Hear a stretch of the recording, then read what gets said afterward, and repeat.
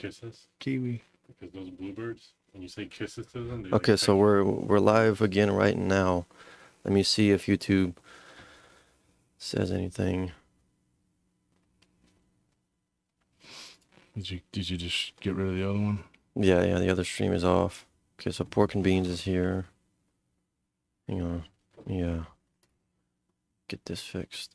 Live chat. Pop out chat. Yeah, make sure you destroy the old one. Yeah. Kiwi, you're up there on my Yeah, back. Hanging out. Are you hiding? What are you doing? She camera shy? She's trying to be up there on my back. Oh wow, you're on my neck. Okay, so is this She might go on the top of your I head. think the stream might be better. Yeah, double check YouTube. So we're just gonna start it like that Stream with an health. intro. Yep, okay. So yeah, we just had to restart it.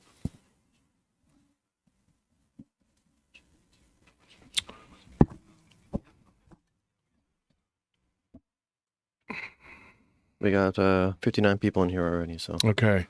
they stuck Well, around. 71. We had 100 people starting out, and hopefully the rest of you guys will join. Get ready, get the whatever. Folks, I'm a very busy person. I just got a lot going on, and I apologize that we couldn't get started sooner. Josh Turner at PRTpodcast.com. My voice is going out. Everybody around me's sick, and I guess now I finally succumbed to it too. I'm feeling a little under the weather. But Josh Turner at PRTpodcast.com. That's the email address. Send me your stories. Josh Turner at PRTpodcast.com. Well, who I have here on my back, you can take a look. That's Kiwi. Kiwi, I don't know what you're doing. This is a cockatoo. She's on my back, and she's like not cooperating. Come on, step up. Come on. Kiwi. Kiwi, pretty bird. So we have a really interesting show planned for tonight. Hold on. It's doing it again. I don't know what's wrong with this stream. Come on, get on, step up. Good girl. Come on, yeah. That's a good girl. That's a good girl. You're a good girl. You're a good girl. Are you a good girl? Are you a good girl? You're a good girl. Yes, you are. So what do we do? Hang on, let me see if I can change video quality here. I mean, I'm not real sure, but 30. So the video quality was too good, so we couldn't. Yeah, it's something either on YouTube's end or with this internet connection that's just not working right. All that money we spent on that computer. Mhm. I'm sorry, folks. I apologize. You know, it is what it is. Kiwi, hey. You wanna climb up? You're gonna go and get on my shoulder again. Yes, you are. Anyways, I got a guy coming on the show. He's going to talk about Dogman, his encounter. He's going to tell us about it. I hoped everybody enjoyed Tuesday. Tuesday we dropped the show Unwelcome Passengers, and we were going to do some more tonight, but we did some last Friday. But there's so many stories about, in every category of anything we talk about, there's always like a billion stories. And every time we drop an episode, somebody will give us a story. They'll say, hey, I had a story that pertains to this. Well, Glitches in the Matrix was no different. And of course, we got people saying, hey, I had this weird glitch that happened to me, or Mandela effect. They really don't know what it is or what it was. And so you can call it whatever you want. You can call it an alternate reality. There's some weird stories, okay? And I got several ready to go. I'm going to tell a few, but since we're getting a late start here, she's tickling my head. Since we're getting a late start here, and the internet doesn't want to cooperate. And I don't even know how the beginning of this is even going to look since we jumped over. What did we do? We changed streams. Yeah, we just had to. restarted. So when we restarted it, we didn't even have an intro, right? It's just straight in. We just No. went straight in. Yeah. Okay. Yeah, we pretty much had to Oh. get people. Kiwi, you're tickling. She's tickling my head. Kiwi is a cockatiel, and she loves to climb all over me. She's a sweet bird, and Tony has a male, right? I don't think we're sure yet. I think the DNA test for your bird came in, and I think mine's too young. for Yours now. is going to be a male. I'm almost positive. It looks like it. Looks like a male. He looks like a cool dude too, and he likes Tony already. But here's the thing. I don't know why. I wouldn't if I was him, but it's whatever. I would be too afraid of his. If you just look at him and how sloppy he is, it's the still- irresponsibility. Still cutting out. Hang on. I'm going to change this, and it's going to make it look weird for a second. Change the resolution down. What the heck? Yeah, I don't know why.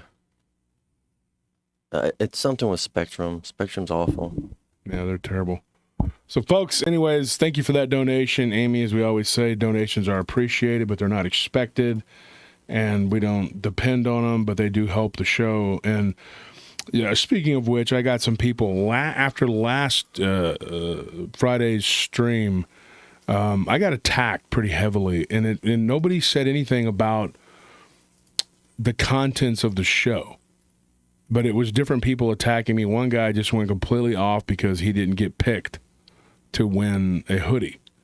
And so he just bashed the heck out of me. And I'm not going to repeat what he said or get on there. And, I showed my colleagues what's going on.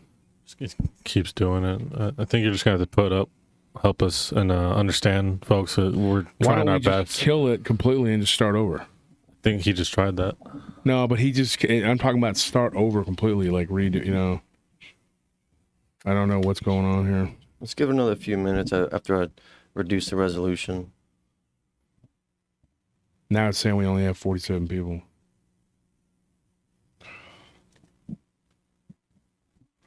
It says Spectrum in North Carolina is really good. Well, that's awesome because it sure the heck ain't here. Yeah. Well, we had a bunch of towers get taken down. I think AT&T. So, like, service has just been off and on everywhere around That happened Austin. because of the freeze. Yeah.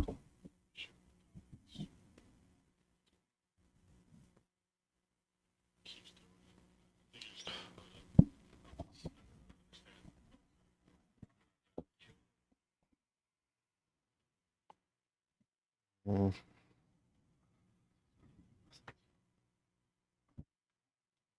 Cutting out. People saying it's Yeah. cutting out.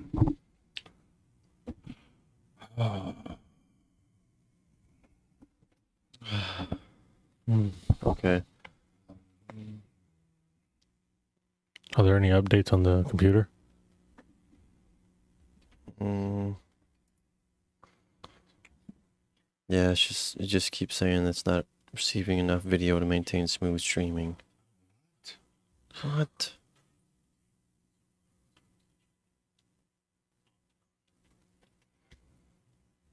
The heck? Okay.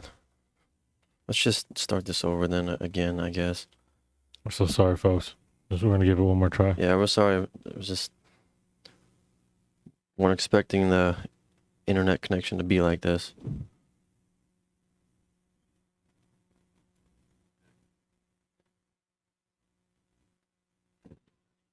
Can you help me get the bird? I can't. Yeah. She's on my neck. She's hiding behind my head again. She likes to get back there behind my neck. Back here. There you go. Sweet girl. Come on. It's okay. Don't bite Tony. Okay, they're saying it seems better now. Why are you biting Tony? You like to bite Tony? I don't blame you. Tony's a little pretty bird.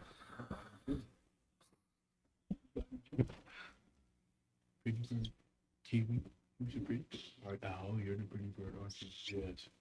You're the pretty bird. Yes, you are. You know. Thank you for that $4.99 donation. Madeline. Thank you so much. That's a pretty bird. Can you dance? So yesterday we had Kiwi. I know the folks were dealing with technical difficulties. I don't know if you can hear me or anything. I'm just kind of frustrated. I sent my guest a message. So yesterday we had Kiwi playing with one of my wife's, one of those things what are those little round things that women use to hold their hair? Oh, scrunchies? It's not scrunchy. It's something else. Is it the little rubber band one? Yeah, but she had it, and she kept flipping it, and she finally flipped it over her head, and she was like bouncing around. Like she was so happy that she did that. She finally achieved her goal. Was she like wearing a piece of jewelry? To be a model, I guess. Where are you going? She loves being and you're there. walking away from the audience. Look at the audience. You're supposed to look at the audience and then go hide behind my neck. She tries to undo my necklace. Yeah, she does. I saw her back there messing with it. She tries to undo the clasp, which I don't know what the deal is with that. She's like, you don't need to wear this. This needs to come off. Well, she wants to wear it. Yeah, she wants it because she tried to drag like the little pieces of jewelry around like the bed. It was funny. She's a funny bird. And we got like a lot of cool animals. We got some really sweet animals. We have a little community. Couple problems. There's a couple problems. Like certain animals, you can't put them together. But the cat and the birds, obviously. The cat, obviously, and the bird are not going to hang out, but everybody else kind of hangs out. The dogs just kind of look at her as a curiosity, but the cats are like, nope, can't. Well, yeah, I mean, Panzer's already like trying to jump on her cage at least twice, I believe. Yeah, bother her. So, but we got that cage up high. He can't really do nothing. He just tries. Yeah, he just tries it. So, anyways, folks, I don't know what to tell you. I'm waiting to see if. Well, they're saying that it looks much better now. So okay, so if it's better, maybe we could just go with the show, go with the flow, whatever we're gonna do here. But Kiwi is determined to be behind me. There you go, Kiwi. There you go. She's not real interested in being in show business tonight. So, folks, here's a story I'll start off with, and I don't know. I'm waiting on my guest to message me back, and I think he says okay. Thank you, everyone, to listen to the Tuesday show. We appreciate it. It was fun to record them. We have another one coming this Tuesday. Yeah, and it's a terrifying one. It's a Dogman and a few other things in there. It's a pretty messed up episode. Messed up in the way that I wouldn't want to be one of the people that it happened to. Let's put it that way. Well, thank God we weren't. It didn't happen to us. I'm not laughing at these people. No, what they went through was pretty traumatic. One of them I actually know, and I met the other people through him. But we're not best friends or anything. It's like a friend of a friend type thing. But still, I mean, it was like what he told us was pretty scary. I wouldn't want to go through it. Well, to be fair, I don't think there's any stories that you tell that I'd want to be in their position. Like, no, I'd be jealous. Well, some are worse than others. Some of them weren't, But let me get. God, my voice. Please bear with me, folks. Everything else is going on, and everybody's sick, and I finally got it. I thought I was going to escape it. I was like, y'all are all sick. I'm waiting. But you haven't been around enough. Yeah, you're lucky you're out on assignment. So here we go, folks. Okay, so here's a story I want to start off with, okay? And Kiwi's whistling in my ear. What's going on, guys? Oh, nothing. He's just trying to make it better. So here's a story I'll start off with. Don't let me lose my place. Okay, thank you. So something weird happened to me the other day. And what day was it that we went to Reali's, which is an Italian place we like to go eat at?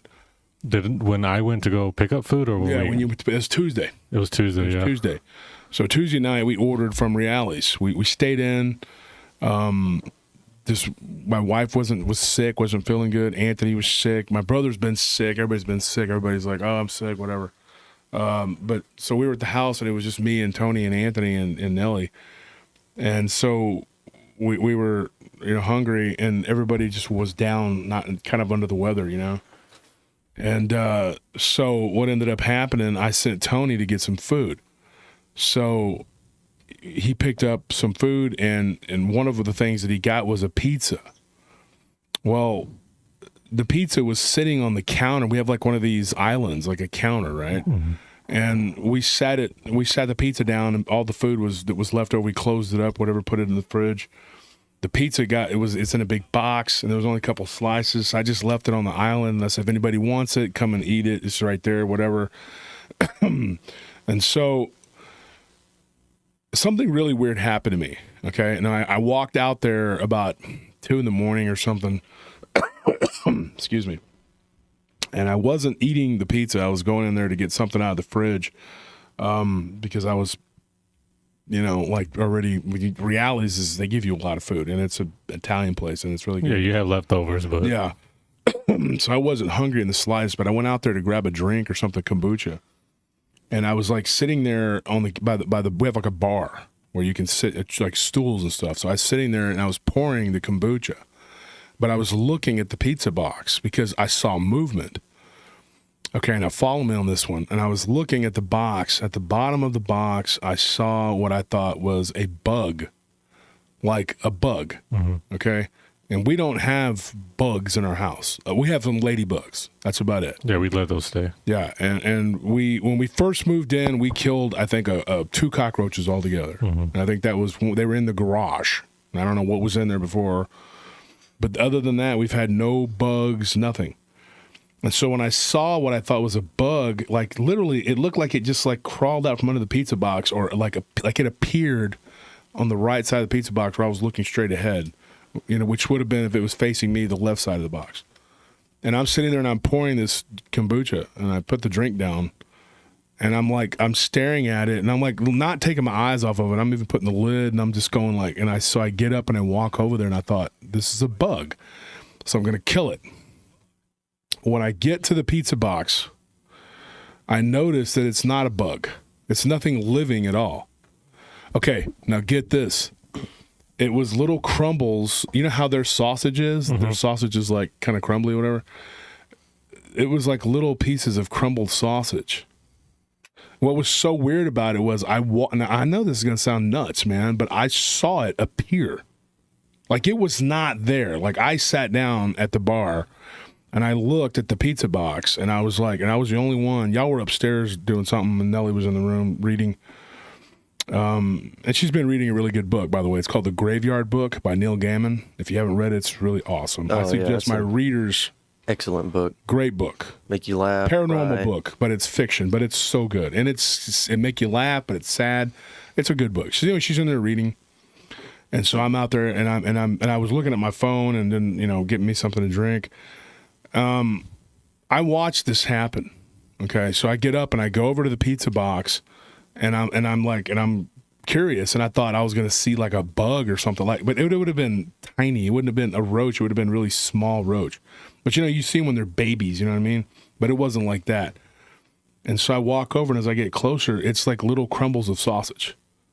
And so I thought, oh, it's just a crumb from the pizza. But then my next question was like, where did that come from? It's like it appeared. Now follow me. I turn around to walk back to the bar to drink my drink, and it just hits me like boom, And I'm like, the pizza we ordered did not have sausage on it. That's weird, because I didn't have any of the pizza. We did not have sausage on it. It was completely. We got a pizza because I can't have salt, or I can, but I can't eat a lot of sodium. My wife's real strict on me. So the pizza I got was green peppers, mushrooms, and onions, and she added, and yes, my wife is very resourceful. She found this place that sells low sodium pepperoni. It's like 60% less sodium than a regular piece of pepperoni. It still has a flavor, but you can tell it's not real salty. And so she put that on there herself, and then she added low sodium black olives. Like these are black olives that are canned without a bunch of salt. And they taste just like black olives. They're just not real salty. So she made it herself, you know what I mean? Like she's good. She takes care of me. And so it hit me. So I opened the pizza box and I thought, maybe I'm tripping and there is sausage on this pizza and I didn't know it. And when we went to order the pizza, we had kicked around the idea of putting some sausage on there. And she's like, well, sausage isn't super salty, not like the pepperoni or the Canadian bacon. But let's not take a chance. Let's just skip it. And I said, yeah, let's not do that. And I couldn't eat but like more than 2 pieces because it's too heavy, whatever. So I'm stuck in this like kind of bewilderment, and I'm standing there and I'm going like, how in the hell is there sausage on my counter? Pizza sausage. It looked just like the sausage from the pizza. So I turned back around and I walked over and I pushed the box away and I pushed it into my hand. Well, later I asked my wife, I said, where did sausage come from? And she's like, what the hell are you talking about? And I'm like, the sausage on the counter, there was like little crumbly sausage on there that was definitely Reale's Pizza sausage. It just stopped. Yeah. Well, we're still going. It's just it stopped and then it like started again. It's just weird. Like if you exit out of it and then Okay. just go back to the channel. Yeah, it's going again. Yeah. Anyway, somebody says, my husband Joseph has been a fan of PRT for a long time, and I've started watching over the last few months. You guys never fail to give us awesome content. Thank you, and keep up the great work. Thank you for that donation, Angel. Sailor, thank you for the donation. Thank you, Sugar Britches. and Everybody that donated. Kimmy Star. Thank you guys. We Thank you appreciate so it much. so much. It helps the show. I mean, definitely helps. It helps, And you know. thanks for still donating, even though we're having a couple of issues here. Sorry with the it just dropped a bunch of people. That's really. I didn't have any of that pizza, so that's actually really surprising because we don't even have sausage that looks like that. No, I mean, pizza sausage is very specific. It's especially theirs. yeah, exactly. Like, every place has their own like style, but that you look at that, you can see that that's what it is. What is she doing? Pruning her wing. I guess she's cleaning back there. I'm gonna have to get you. Come here. You're not gonna step up, are you? Come on, bird. Come on. You should perch her up on the microphone, Boom. I'm trying to get her to Yeah, come. let me get her. Anthony's got it. He's right here. There you go. She may not. She may. Yeah, there she goes. She may not go to you. She might not step on the microphone though. She may. She might. No, she's gonna try and go up. So, I'm sorry, and now there's only 93 people in the chat. So I don't know what just happened. Yeah, she's gonna. She might not want to get on there. She doesn't want to get on that. Come on, put her on my finger. Show her my finger. Come on, girl. Can you get on there? She's not gonna want to go away from me, dude. There she goes. There you go. There you go. It's a pretty bird. That's a pretty bird. These cockatiels are really cool. So anyway, I'm sorry, folks, and we just lost a bunch of people in the chat, but I hope that you guys stick around. I know that the glitching and all that's it's not fun. Yeah, we don't know what's going on, but we appreciate you guys for staying around. Speaking of weird stuff happening in the house, we've kind of mentioned it around that as soon as we do find it, we'll mention it. But I was going through a closet that already has weird vibes about it. And as I was looking around, I noticed on the ground in this plastic container, this key-like shape. Well, I just ignored it, not thinking much about it, because I'm pretty sure, people, if you know what I'm talking about, Anthony said he threw that key away. Then I see the two ruby eyes on the keys, and I'm like, oh my gosh, that's the skeleton key that was at the house that's always popped up. So we found it again somehow. We don't know where it came from or why it was in that container, because it was pretty much in a plastic container, like by itself. It was pretty weird. Yeah. So the key has. Oh, okay. Oh, hang on. So the key has returned, basically, and I got the bird right on my hat. That would be a horrible time for her to decide she needs to poop. Yeah, this would be not a good time. But you should leave her there just to get it on camera. Right on my Lane Frost hat. Here, come on now. Go on now, get. There you go. I got a bull riding show to go to tomorrow. It's going to be a lot of fun, hopefully. Lane Frost, It's pretty exciting. famous bull rider. Shout out to my friend Mike, also my insurance agent who puts on these shows. It's professional PBR bull riding, number 7 in the world. Will be there. He was my guy last time, Diego Salgado. So let me tell you something. When you deal with the paranormal on a daily basis, it's not like it's a shock to you. You're not like, oh my gosh, I was so freaked out, but like the thing with the pizza really like it really bothered me, and so it's not like I was like so terrified or anything. Like I was like I can't sleep, but there has been some stuff that's been going on at our house. There has been some activity, and one of the things happened to Tony. Now tell him what happened to you. Oh, come on, you want to get up? That's what you want, isn't it? Come on. Spoil. Yes, spoiled. Oh, no. Well, When I was washing the dishes? yeah, tell him what happened. Yeah, it was early in the morning. Everybody else was asleep, and I was washing the dishes. So I noticed I have normally when I'm washing the dishes a headphone on, and I like to keep at least one on so in case someone calls me, I can hear them. Well, as I was washing the dishes, I kept noticing a sharp whistle, but it wasn't like a whistle of something might hear, but it sounds like a very specific one of someone trying to get your attention. You know, like they're trying to get your attention. And I turn around and I start looking around and I don't see anybody. I walk around, the animals are asleep, and all the rooms to the doors for their doors are closed. So I knew it couldn't have been them. So I was like, oh, you know what? It was probably something in the video I was listening to, and I just mistook the ear that it came from. So I go back, continue washing the dishes, finishing up, and just washing them more. And I hear it one more time, just real sharp, right? Like he was right behind me or something.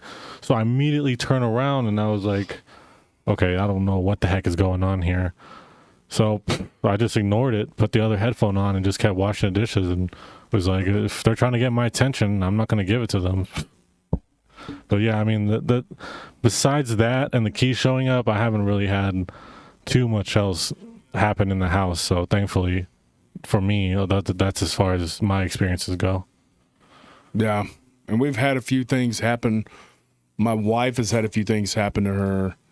In particular, when we're not there, stuff will go on. If you're alone in the house, which has happened to me once or twice. I've been there and just chilling, and I thought I've seen something in the corner of my eye.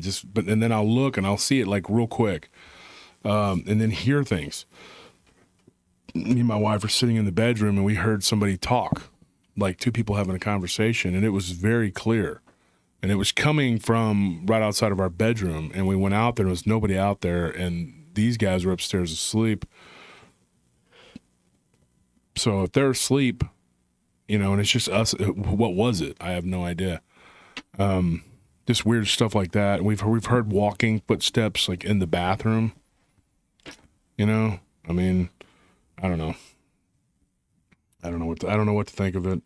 I know that I've been accused recently of being a witch and a Satanist. Yeah. So, That's cool. Yeah, because I said, and one of my listeners went to somebody else's channel. I'm not going to mention any names because I don't want to start anything, but they basically told them that I said I astral project. Now, here I'm going to clarify that. Astral projection is not like, it's not like I practice going out of my body. No, most of the time it just happens. And in fact, it happens to everybody, whether you want to believe it or not, or whether you say that the King James Version of the scriptures backs up what you're saying. Let's be real honest here. The King James Version of the scriptures ain't going to back up most things. It's a very limited book. And if you're basing everything you have on that book, which a lot of very closed-minded people are, then you're not going to know a whole lot about whatever. And you could be really arrogant and just completely out of your depths and babble on about it because that's all you got is that little bit of information. That's fine, okay? Stay in your lane. Talk about yourself and what you do and whatever you got going on. But the bottom line is I am not a Satanist and I am not a witch. I don't practice any of that. And I don't practice leaving my body. It just happens. But if you focus and you really try, yes, you can leave your body. Now, people of note that have left their body, Edgar Casey, okay? I don't think he's a Satanist or a witch. Nikola Tesla said he did it all the time. And they traveled and they learned things, okay? They're not Satanists and they're not witches, okay? But a lot of times when somebody's pointing the finger at you, there's four fingers pointing back at them. And so the person that kind of said that you know, made it in the comment, I don't know if this person was making that comment himself and then answering himself because he wants to start something, which I don't really care about. The guy's irrelevant. But that person that said that needs to understand something, if that is a real person that said that, not him just talking to himself, which very, very well may be. But, you know, that does not make you a witch because you've left your body. That makes you a normal person, a spirit that inhabits the body and that leaves the body on occasion. It's not something that I would go out of my way to try to learn to practice, you know, because you do and you can open doorways. Like I've said many times on my show, people who are up on my show who keep, you know, to pay attention, they know what I'm talking about. And I don't encourage anyone to do anything that they're not comfortable with. And I would not encourage you to go and try to practice to do that on a regular basis, because something could happen to you. Okay. Now, when it happened to me, I wasn't trying to do it. It just happened. But I have caught other people astral projecting into my domain, into my AO, my area of operation, and I've confronted them. And a lot of times people that accuse others of these things are doing things themselves. Okay, I'm not saying this person is, because I don't know what the hell he's doing, and I don't give a damn what he does. I don't care what he eats. I don't care what he thinks. I don't care what he watches. I don't give a crap what he says or does. His life means nothing as far as I'm concerned. It has no bearing on me unless he makes it that way. You know, I don't care what his special diet is. Because somebody said something about when you eat certain things, it can make you happen. I don't care. Eat sawdust, dude, for all I care. Just don't mess with me. Leave me alone. I'll leave you alone. Just put it that way. Just don't start no mess. Won't be no mess. You know, he starts talking about scripture and stuff like that. Well, when you're talking about the King James Version, you're talking about a very narrow strip of scripture. Well, one thing that I wanted to add, Paul Deal took the words out of my mouth just now. But even in the King James Bible, in the book of Revelations, John talks about being taken out of his body, going to heaven. Yeah, well, I mean, he didn't, like, he was taken out of his body by the Lord so that he could have a vision revealed to him. He says, and immediately I was in the spirit, and behold, a throne was set in heaven, and one sat on the throne. So, you know, like, he was not that physically in his body. So even in the King James Version, you know, it's right there. That's all astral projecting is you're not, your essence is not in your body for a temporary amount of time. So, I mean, it's kind of ignorant to say, oh, you left your body, so you're a practitioner of paganism or black magic or whatever. I was going to say, though, that with astral projecting, like you said, everybody does it. I was going to say that, like, I think you just have a higher conscience when you do it, so you're able to remember things or understand things a little bit better. Like, for instance, your dreams. Like, you have really detailed dreams that you remember very vividly, and then you can remember, like, each instant happening and how it affected you and what you were doing at the time. Whereas for me, like, they kind of sort of just blend together, and for a lot of people, I feel like unless it's some very specific that they, you know, experience probably, like, right before you wake up, I don't think people remember their dreams as well as you do, I would say. Yeah. Well, like whenever Anthony was having that problem, you know, and I discovered it because not only did I see the entity, but I saw it in my dream, and I was given a vision of what was going on, and something was spiritually attacking him. And then he started having, when I confronted Anthony, I didn't confront him, but I asked him about it, and he said, yeah, I've been having these weird dreams, and they were like these witches, they look like witches anyway, that were doing stuff, and it you know, so she is on her neck there. So one thing led to another, and we got him help and a bunch of prayer and intercession and helped him get free of it. Now, some people like to go around bragging about their ability to cast out demons and do all this stuff and that they're anointed by God and blah, blah, blah. All I got to say about that is do that, that's fine, but why don't you live your life and show us that instead of just talking about it? And I'm not talking about anyone in particular. There's several people out there doing that. They're going around saying, we know a couple in our daily lives who are always like, I'm this, I'm that. One, I'm related to one. And I was related. She talks about it all the time, being like, how you know, I got to talk to God, you know, and she had to ask God to whether or not she should give me the money she owed me. Yeah. Like, why is God going to be involved in your business transaction? Is God going to tell you that? God's going to be like, you should be able to figure that out for yourself. Yeah. You know right from wrong. But this person, though, that said that on Facebook or YouTube, whatever, they were just like, there ain't no scripture that supports that, blah, blah, blah, which, like I was about to get to what Anthony was going to say, is that it actually does say that, though, in the Old Testament or in the Old and New Testament multiple times in the King James Version of people being out of their body in the spirit. Now, that's pretty ridiculous that person is very narrow-minded. They're pretty much stuck in that King James Version, because I've talked to this person before, and then they actually said that the scripture doesn't back it up, which is like, you know, the only people I know that could do that are Satanists and witches, but apparently he knows them, because I don't know Satanists and witches really in my daily life.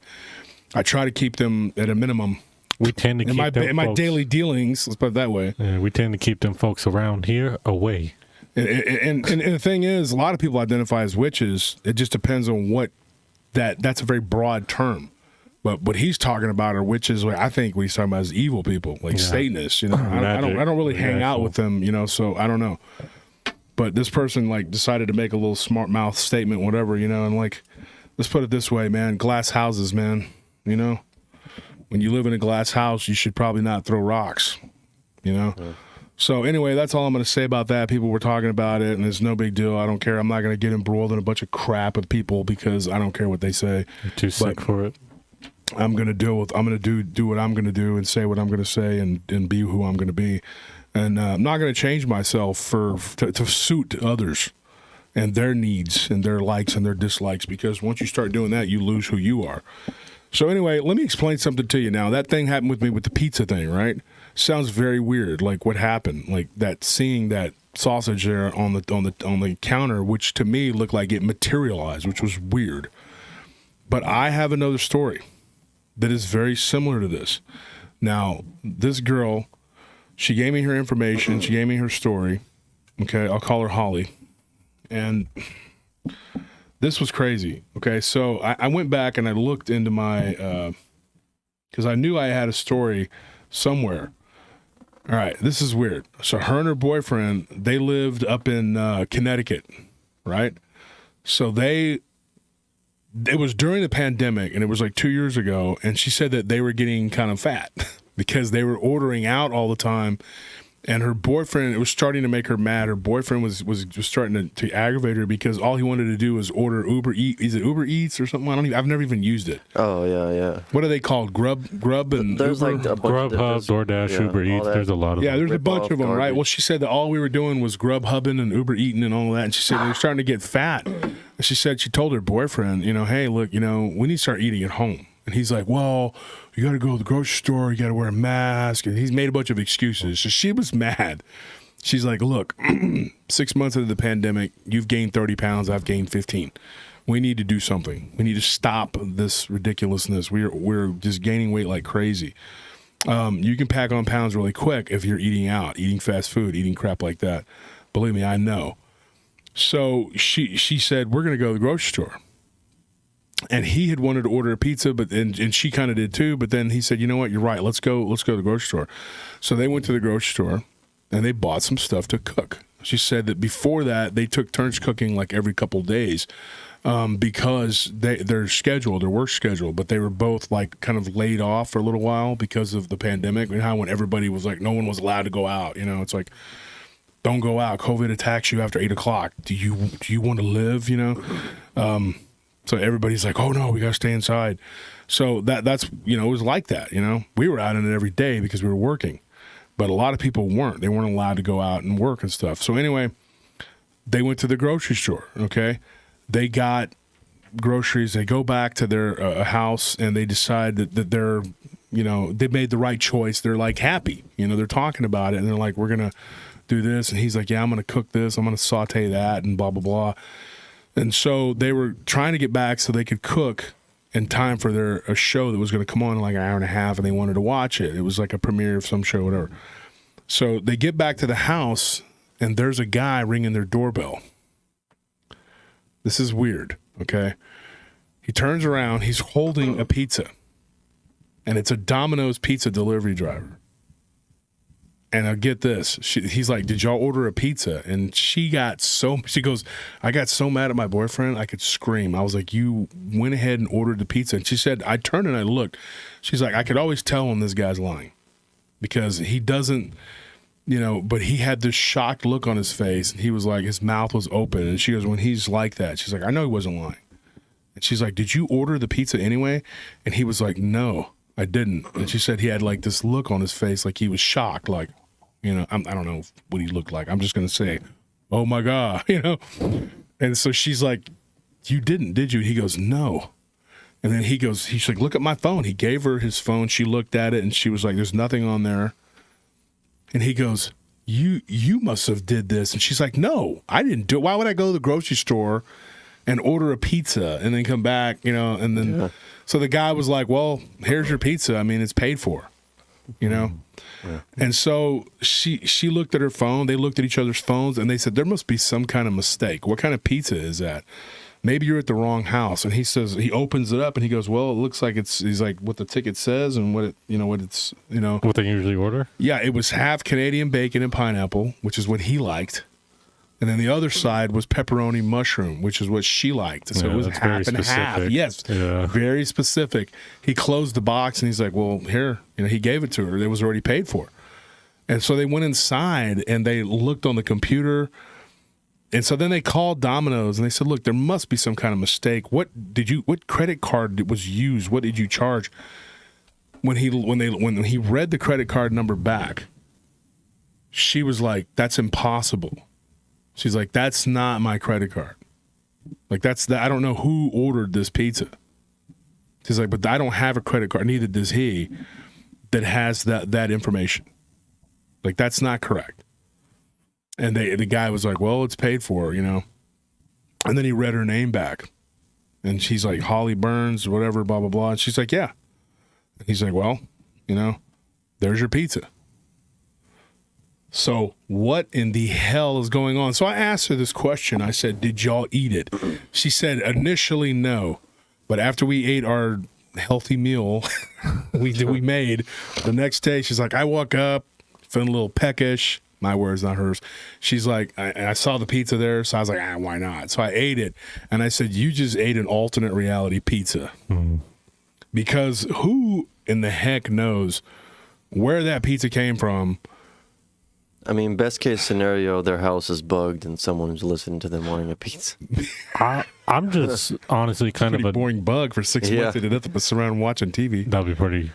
Yeah, they surveilled them for months just to get the type of pizza that they like, so they can order it. As soon as they eat highlight, or as soon as they eat healthy. Yeah, and the pizza guy was actually the guy who bugged their house. He showed up with the pizza box. Well, a conspiracy theorist would say this is how they're going to get us. Yeah. As soon as you decide to eat healthy, boom, free pizza. Which brings up what I was telling you the other day, Tony, or Anthony. I'm sorry, it was Anthony. And I told Nelly this too. Tony, you were at work, but we were joking about this. There was a woman, and I showed Anthony. She was complaining. He was saying with a straight face. She's like, what was it? What'd you say, Anthony? My kids. Oh, yeah. This lady said her kids made her fat. Yeah. And she was mad. And she wanted to sue McDonald's. Who was it? Burger King, Carl's Jr., all these places, right? Yeah. Sue her kids. Me and Anthony were laughing. I was like, what in the heck is going on here, right? Okay.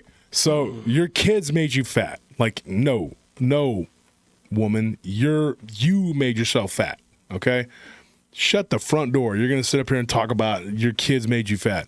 Okay, she's like, oh well. Every time I want to go out to eat, I have to go and eat fast food because my children throw a fit, and so they want McDonald's, Hardee's. I forgot the other places she said they like to go eat at, like Carl's Jr. I'm like. So let's blame Carl's Jr. because they have a delicious charbroiled goodness, Like, let's blame Burger King for making burgers that you like. Like, why is it their fault that you're fat? Now, I agree. It's not good food. You shouldn't be eating it. I would not sit up here and tell anyone to go out to eat this stuff, okay? But how are your children... It's you. You're culpable for that. Like, you're the parent. Like, how does that happen? So we were reading that. We were laughing our butts off. Like, how stupid is that? Like, you're going to sit up here and be mad and then go on to Reddit or, whatever and say, my children made me fat. And then there were these other people, these other moms that were like, I know, I hear you. Same thing with me. I can't even eat. I got to eat what my children eat and blah, blah, blah. Have they tried cooking? Yeah. Whether you're a mom or dad or whether you're a man or a woman, if you can't cook enough to even like boil an egg, you have no business raising children. I'm sorry. Maybe get some basic life skills under your belt first, but before you decide to procreate. Yeah, I'm surprised because it's weird to find out that someone in that relationship, that the kids are the ones that are wearing the pants. And then it's like also in the first story, if these kids are making this lady go out to eat and these ghosts are ordering pizzas for these people, while for us they're just whispering in my ear and leaving demon keys or walking around in the night, crumbs on the fucking near our pizza boxes without even giving us new one. This is just so messed up. People have it all, I say. And it's freaking weird because like when you're sitting there, you know, hearing somebody complain about their children making them fat, and it's like you're the parent. Like and if you go to the grocery store and all they want to eat is chicken tendies, they want to eat like dino nuggets and whatever, you're the one buying those for them. Okay, you're the one that's getting those for them. You're doing this for them. So you can't really sit there and blame the kids when you're the one that's responsible for, you know, whatever. And I just can't understand for the life of me. And there was another one. There was a guy who was saying, I forgot what he was saying. It was so stupid too. What was he saying? There was a dude that was saying something about,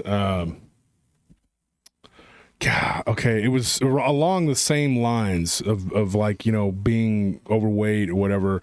And he wanted to sue these different companies because the clothes he was wearing didn't look good on him. But the guy was like 500 pounds. So it's like nothing you wear is going to look good on you, dude. You don't even look good on you. You're going to have to wear a tent and it's still not going to look good on you because, you know. And then there was another one, a guy, and this was like in my news feed. I think I was telling you this one, Tony. And the guy was like, I'm going to sue these ads or what this ad company or whatever because they're putting ads that make me angry and it's raising my blood pressure when I see them. And I'm like, don't you have a remote? Like, stop seeing them. Yes, scroll through. Like, you know, like what's next? We're going to sue people on Facebook because they post a meme that makes you mad.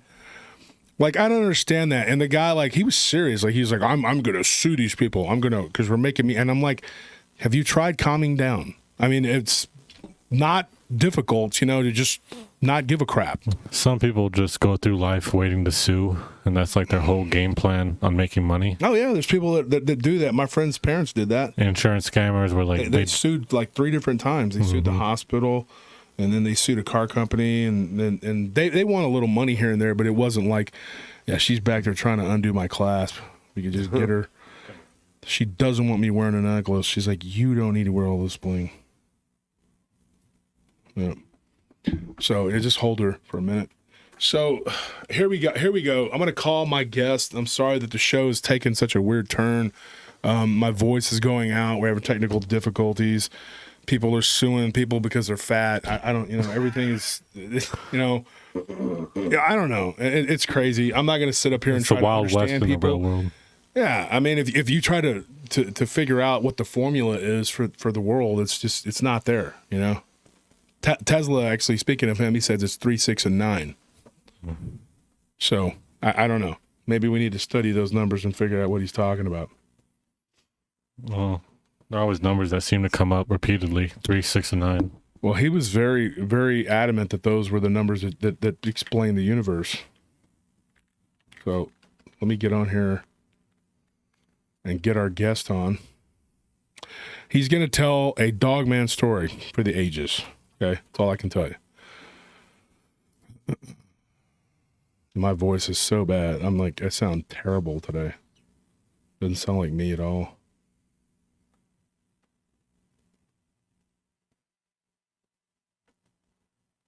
Some people are probably like, yay, it doesn't sound like him.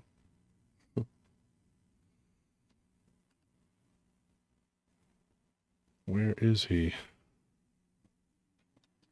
Should be the first one. There it is. Is the audio good? Yeah. All right.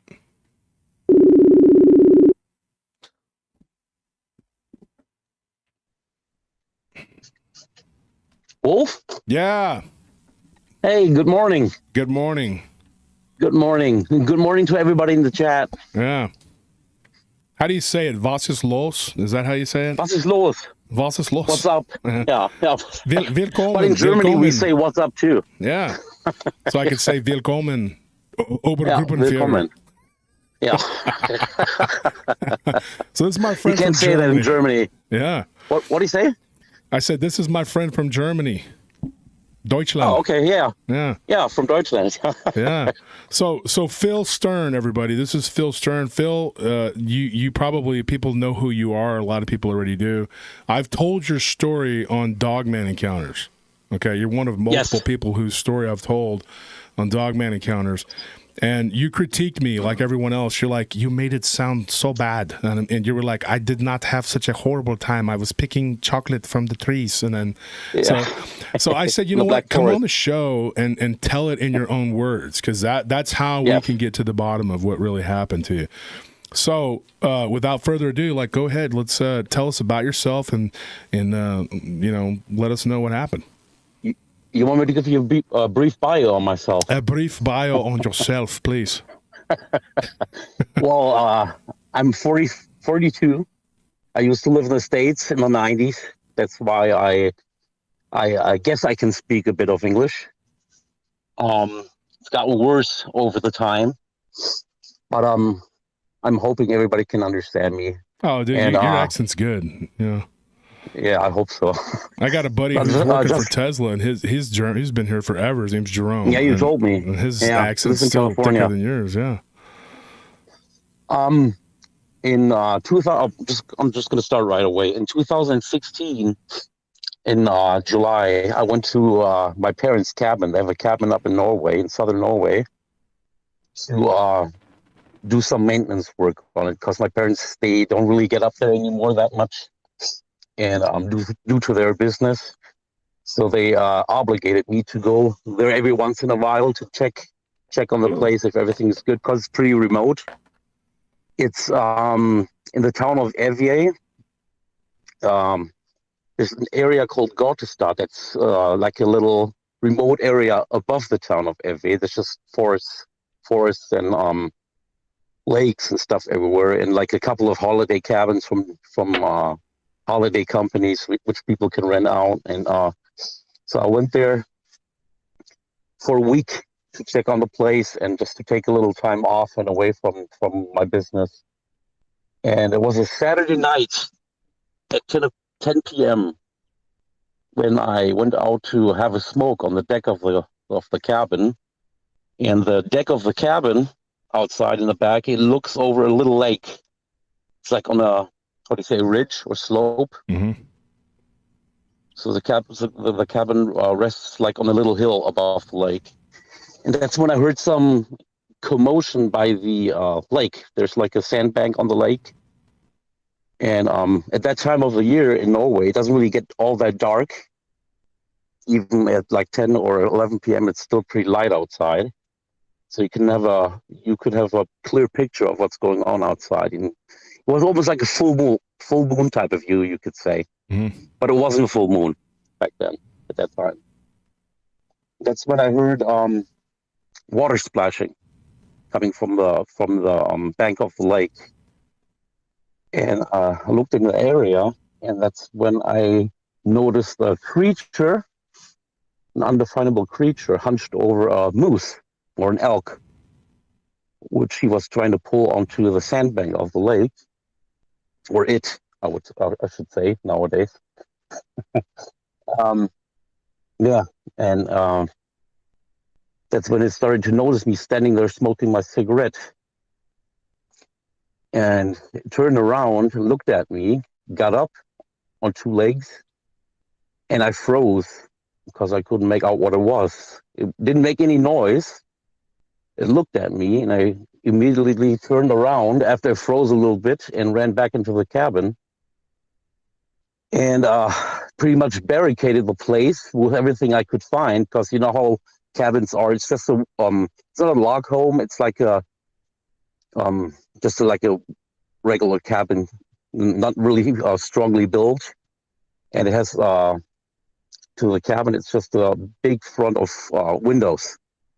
And even the door is made of glass, partially. So I closed the curtains. Already had my oven lit because it's pretty cold, even in the summer up there, and when it gets dark outside. And I was hearing very angry noises coming from outside. And that thing was shuffling around the cabin the whole time, and I was just not getting behind what it could be, because the thing got up on two legs and ran away like it was just a normal thing to do. And yeah, how should I say it? How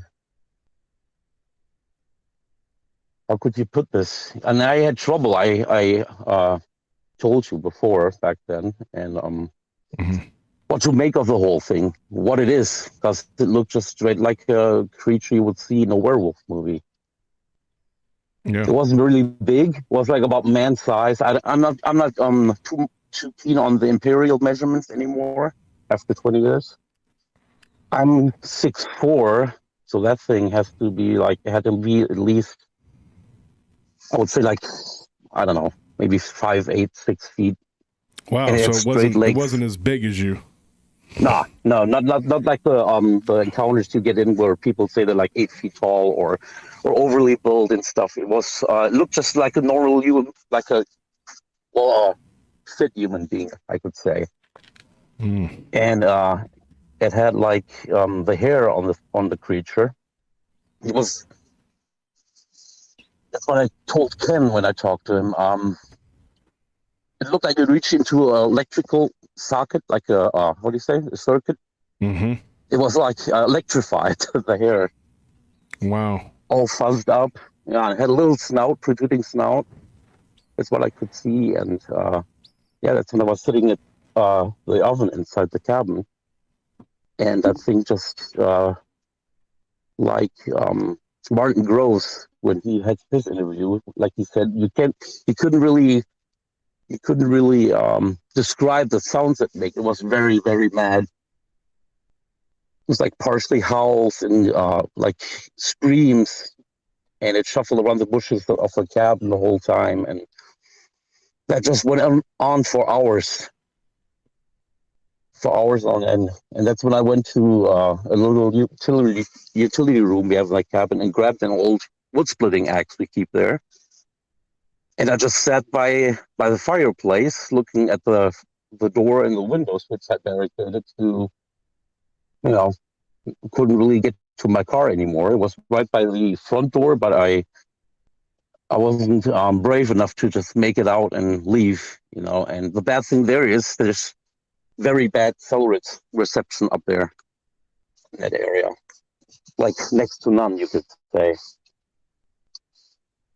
And yeah, I just sat there the whole night, and that thing just kept making noises, and it wasn't really trying to get into the cabin, but it kept around the bushes there, and I was just sitting there and thinking, what is it? I was doubting myself and trying to make sense of the whole ordeal the whole time, and yeah, you just sit there and think, and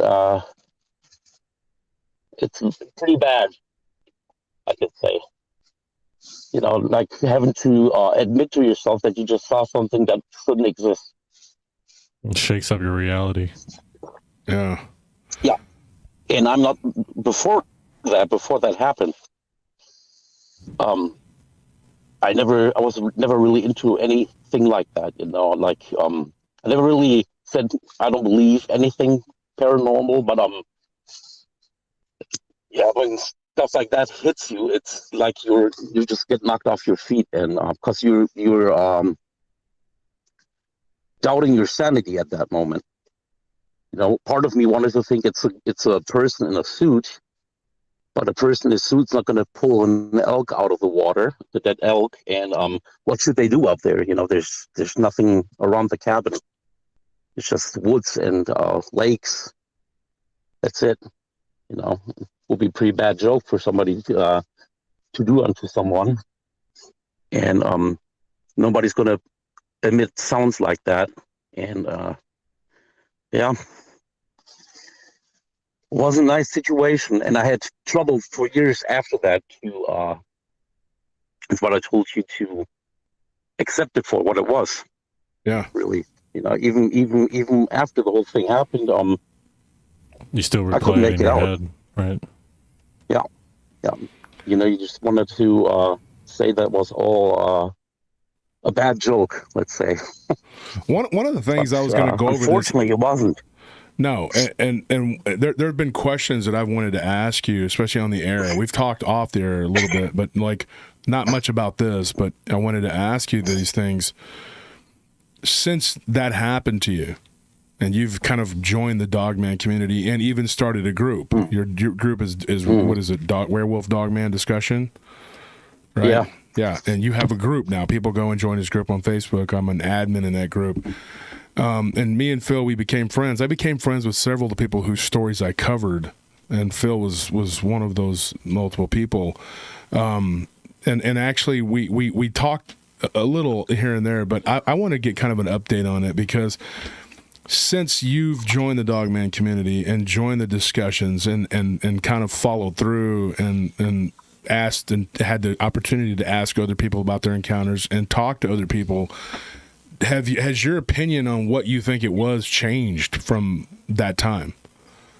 Or do you still kind of just, not really sure, you just don't have like any kind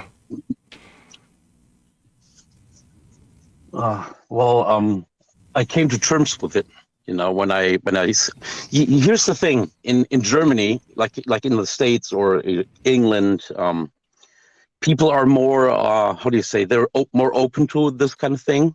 They discuss it, like you have groups in Germany. When I got back from the whole thing that happened up there, I didn't even try to look in any German forums or whatever, or groups, because there's like maybe like ghost hunter groups in Germany, and that's about it. There's not really a big term. Not really, and maybe there is. I don't know, but I haven't found any on Facebook yet.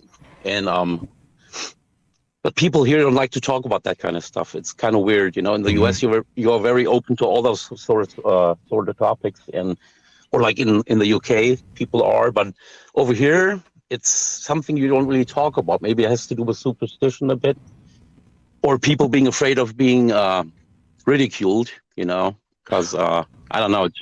It's a cultural thing, I guess. Do you think maybe it's like an open secret? Like I would say, like for my mom, and because I'm Vietnamese, and I would say in particular with Asian people, it's more of like it's not like something you need to say because it's already known, so you don't need to discuss it. Is it kind of the same thing in Germany?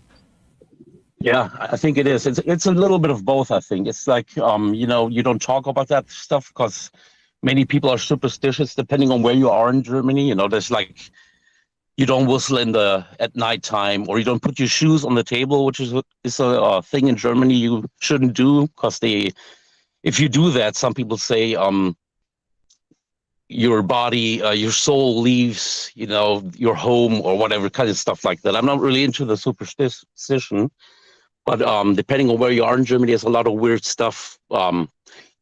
Regarding things like werewolves and stuff like that, so people don't really talk about that anymore, or you shouldn't, or they just skip the subject if you start talking about it because they feel uncomfortable. They're not very open to this. Maybe if you find a couple of people you can talk to, but you couldn't. There's no community for that, for anybody to talk about that openly. Not really. And I haven't even talked about it with my friends, really. I just did it all online in the groups, in the Dogman groups in the States. Just because I'm afraid to be ridiculed, and it's not an easy thing to talk about, especially when you have problems believing it yourself for such a long time. Now I know that it was, I can't say it was a Dogman. I guess it was a wolf creature, some sort. Because, what else could it be? It wasn't a guy in a suit. I mean, yeah. And okay, so because I know what you were saying about people not being able to talk about it. Some of my friends from Sweden who I've covered their encounters too. Yeah. And they were like, please don't say our names. Please don't, because our neighbors are very superstitious. And they don't believe you should ever talk about it. When they tried to talk about it, the neighbors raised a big fuss. Like they weren't, and that's happened a couple times up in Sweden. I had one from Oslo, Norway, where they lived next door to some people who had immigrated there, and they and the people that live next door, they were open to it, but the actual Norwegians themselves were not, and they didn't want anything to do with what they were talking about. Yeah, the Scandinavian people, like Danes, Swedes, and Norwegian people, they're very, very how do you say, to put it nice, they're nice people, but they keep to themselves pretty much, you know, like they're you know, closed-minded or what? No, not closed-minded. They're very friendly, but they a lot of life happens behind closed doors there. You know, private life. So Right, and okay. yeah, and it's very hard to make in friends public. there. They don't act out in public. I mean, and it's like not at Japanese, all. like one of our friends is Japanese. He's Exactly. very like a private person. He'll tell you stuff in confidentiality, but doesn't want his business out there. And they're super polite. Yes, they are. If you're like in Norway, like small talk on the streets, you know, that's the thing people don't really do. So, you know, just to be nice, you talk to somebody, people don't really appreciate it there. Not because they don't like you or they're trying to be jerks. It's just, I don't know, it's a cultural thing, you know. So it's not easy to talk to them like you would in the States, just talk to somebody when you're waiting in line somewhere or whatever. It's just a different culture. I can't imagine that. That's what we do. Yeah. Well, I like that. I'm used to that. Well, I mean, you know, Wolf constantly talks to everybody. Like when he's like introducing the show, you know, he'll make conversation because he knows so much. So, like, if he sees someone from, you know, a special part of the world and he knows a little bit about it, like, he'll talk to them and make them feel at home. And so it's weird to hear that people don't really do that, and they have a kind of like, you know, just talk when you talk. It's like, how do you meet people like that? Well, really I guess they meet think about through work, you know, through work or whatever, something like that. And it's a small, you know, population-wise, they are small countries. I'm not sure how many people live in Norway, so I think it's like, I don't know, 8 million, something like that. I would have to lie. Like, I think Sweden has the most, the biggest population in Scandinavia. Oh, like so they're 12 million or something. They barely see people. That's why they barely talk. Yeah, depending on where you are. You know, in the southern part, where my parents have the cabin, the biggest place there really is by the coast. That's where the port of Kristiansand. That's when you come from Norway. That's the first port most people go to when they visit the country. Or Stavanger. That's a big port, but there's no big cities. Even Oslo, the capital, has only like, I don't know, I think it's like 300,000 people or 500,000. That's it for the capital city. So a lot of wilderness, a lot of area out there that's wild. Yeah, especially when you get far into the country. You know, the most populated places are in the south, and up north on the west coast, there's like Trondheim and stuff. There's a lot of people, I guess, but in between, there's just little towns everywhere. You know? Villages, really, because most of that is wilderness, because it's uninhabitable. One of the reasons why it's because that the Vikings invaded everybody was because they didn't have a lot of good usable land, and way up north it's so freaking cold. It's barren, barren and very rocky all around. You know, there's like, even in the south, there's a lot of water there. There's like you can barely drive without meeting any sort a body of water. There's like lakes everywhere, streams, but it's a very rocky terrain. You know, like you just trees, rock formations, and bodies of water. There's not really big agriculture going on there. So, you know, it's small communities, and mostly they live off timber industry, at least in the south they do.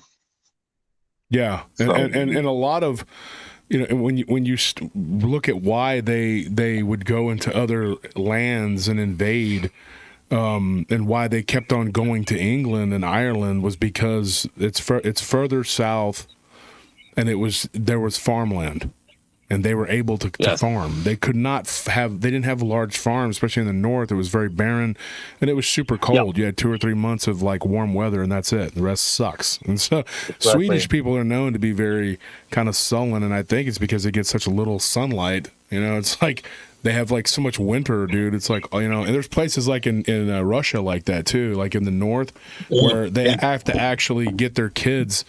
They get a UV light to put on their children because they get such little it's the sunlight. same like in places in Alaska, you know.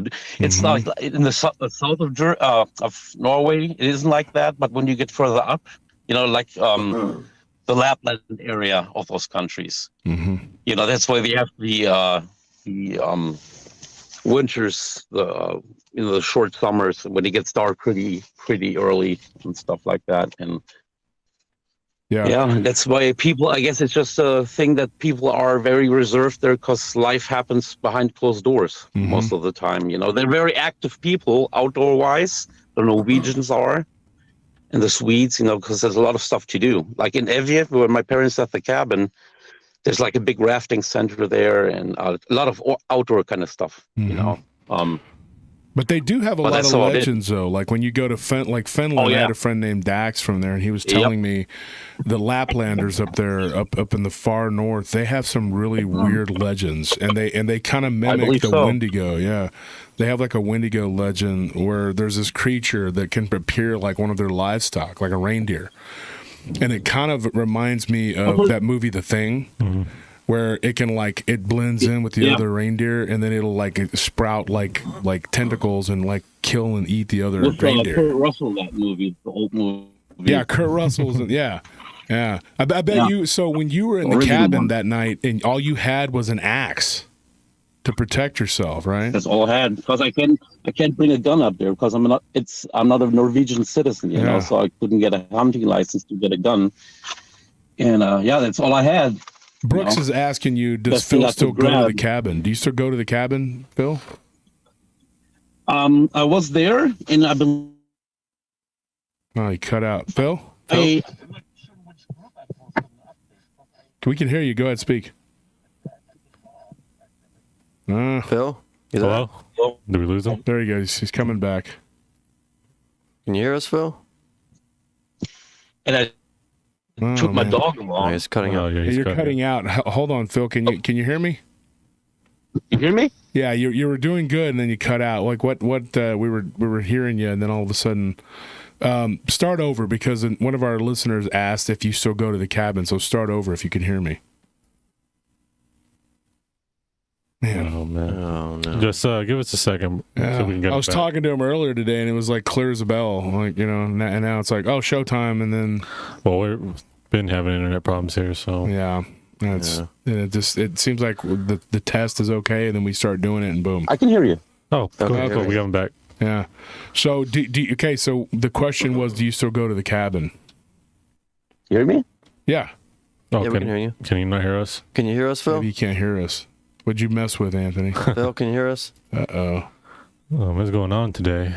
First, the mail loss, which just took forever. Oh, dude. Oh my gosh. If you want anything, I got everybody except Phil? for one person. Can you hear us now? Susan Compton. You didn't give me your shirt size, so I had to just send out what I had. Hey, Phil, can you hear us? Okay, let's just try calling him back. Try calling him back. Hang up and call back. Jeez. I'd like to get some more information. All right, let's try this again. Well, Phil's always nice to talk to anyway, so. We just gotta roll with the punches. He's 6'4", man. He's like my height. I didn't realize He's like that. a big dude, man. I didn't know he was that tall. I didn't know he was going to say he was bigger than the Dogman. Never met him in person, so. It'd be cool to have him come to the conference. It'd be awesome. I was just thinking that it'd be kind of cool if he could. We might have Paul Sinclair might be flying in from England, so let's hope on that. That's a good one. Nick can have a fellow Are company. you there, Phil? I'm here. Okay, good, Here we good. go. Can you hear us good? I can hear you good. All right, cool. Okay, cool. Maybe it's due to my reception now, because like I told Wolf earlier that I live right next door to the Netherlands, and I get Dutch cell service, you know, from 1 minute to the next. So I'm just going to move away from home a little bit. I'm in the car currently. Maybe that helps. So the question was posed in the chat by Brooks, and they were asking if you still go to the cabin. Nah, I haven't been. I've like I said since 2018. I haven't been up there. Wow. But you did But go back in that's 2018, like after that incident, you went back. well, that wasn't 2016. Yeah. And 2 years later, I went back. I just had to, digest the whole thing for myself first, and that's when I went to the groups to find out more about the whole thing. And I haven't been back up there since then. Wow. So did you ever tell your parents about it? Because, they were going to be spending time. You never told them. No. So you let them be in harm's way. No, no. Benicio del Toro's running around outside, and you're like, hey, you're fine. It's okay. Nah. My parents barely go up there. They run a business, and that's why they had me going up all the time. And we rent the place out actually, when we're not there, so people can rent that place out, like a holiday cabin. And what I told my parents is that there wasn't some sort of animal up there, which we couldn't identify. And I need to mention what happened the next day. I sat there all night by the fireplace waiting for that thing to leave. And, for me to leave finally, and I went into town. And I filed a police report. No.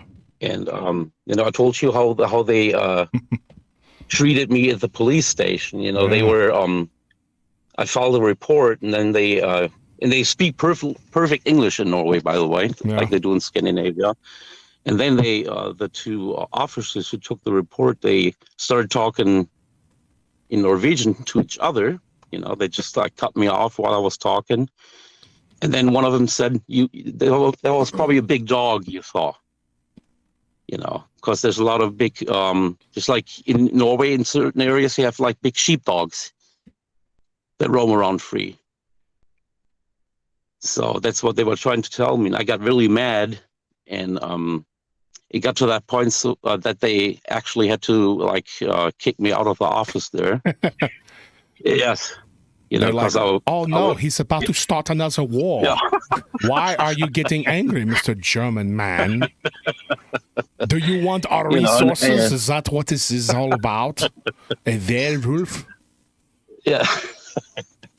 And that was just a whole funky thing, when they it looked like they already knew something about something being up there.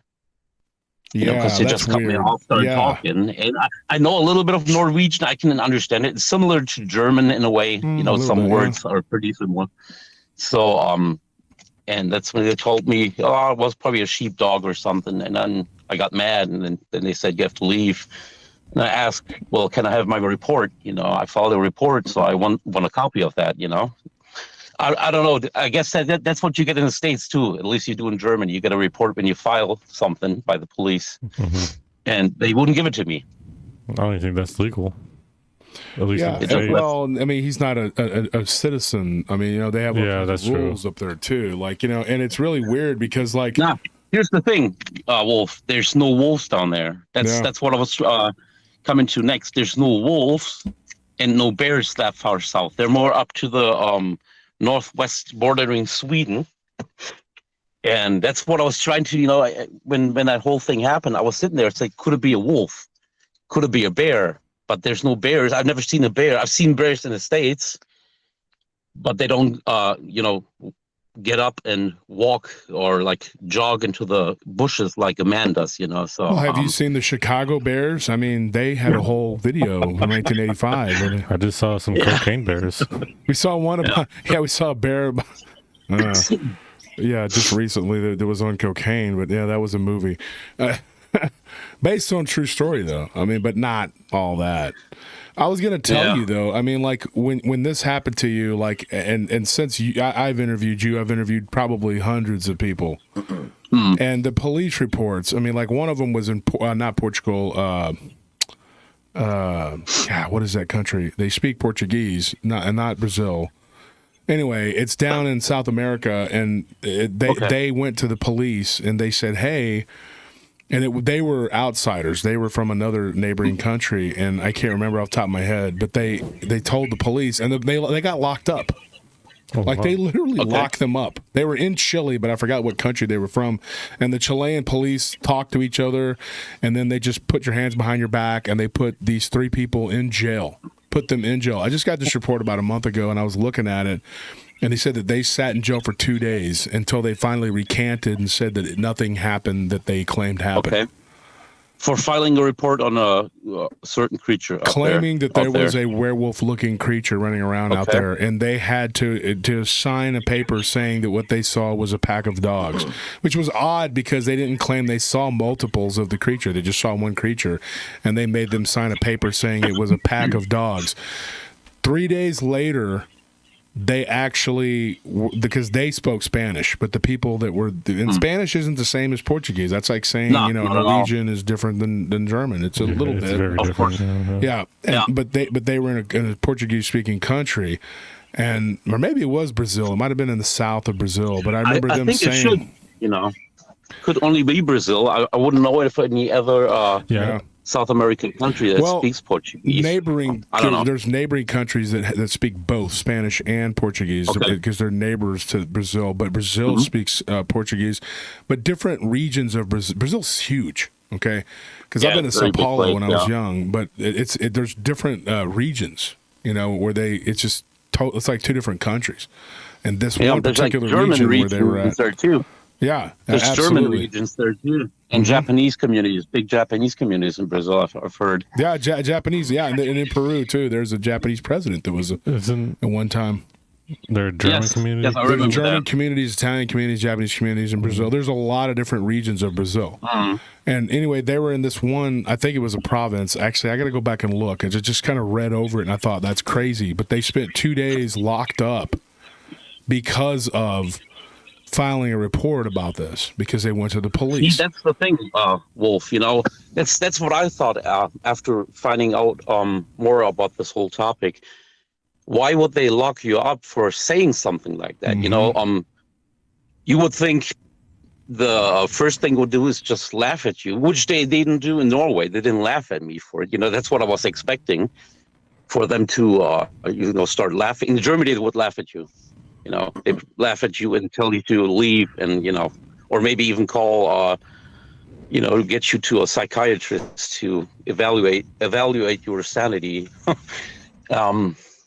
Why would they put you in jail if there's, if you go to the news with stuff like that? Yeah, it's more suspicious. Well, Frank. Yeah, and they're trying to probably hide something there. Frank said in the chat, he said the dogs come together to form one werewolf like the Power Rangers. Go Power Rangers. No, what got me though about the report, and this is what was the most telling, was a couple days later, as they were getting ready to leave, they were at the airport, and I got to go back, like I said, and look, and I can get all the details. I just kind of read over it, but if I remember correctly, they were at the airport.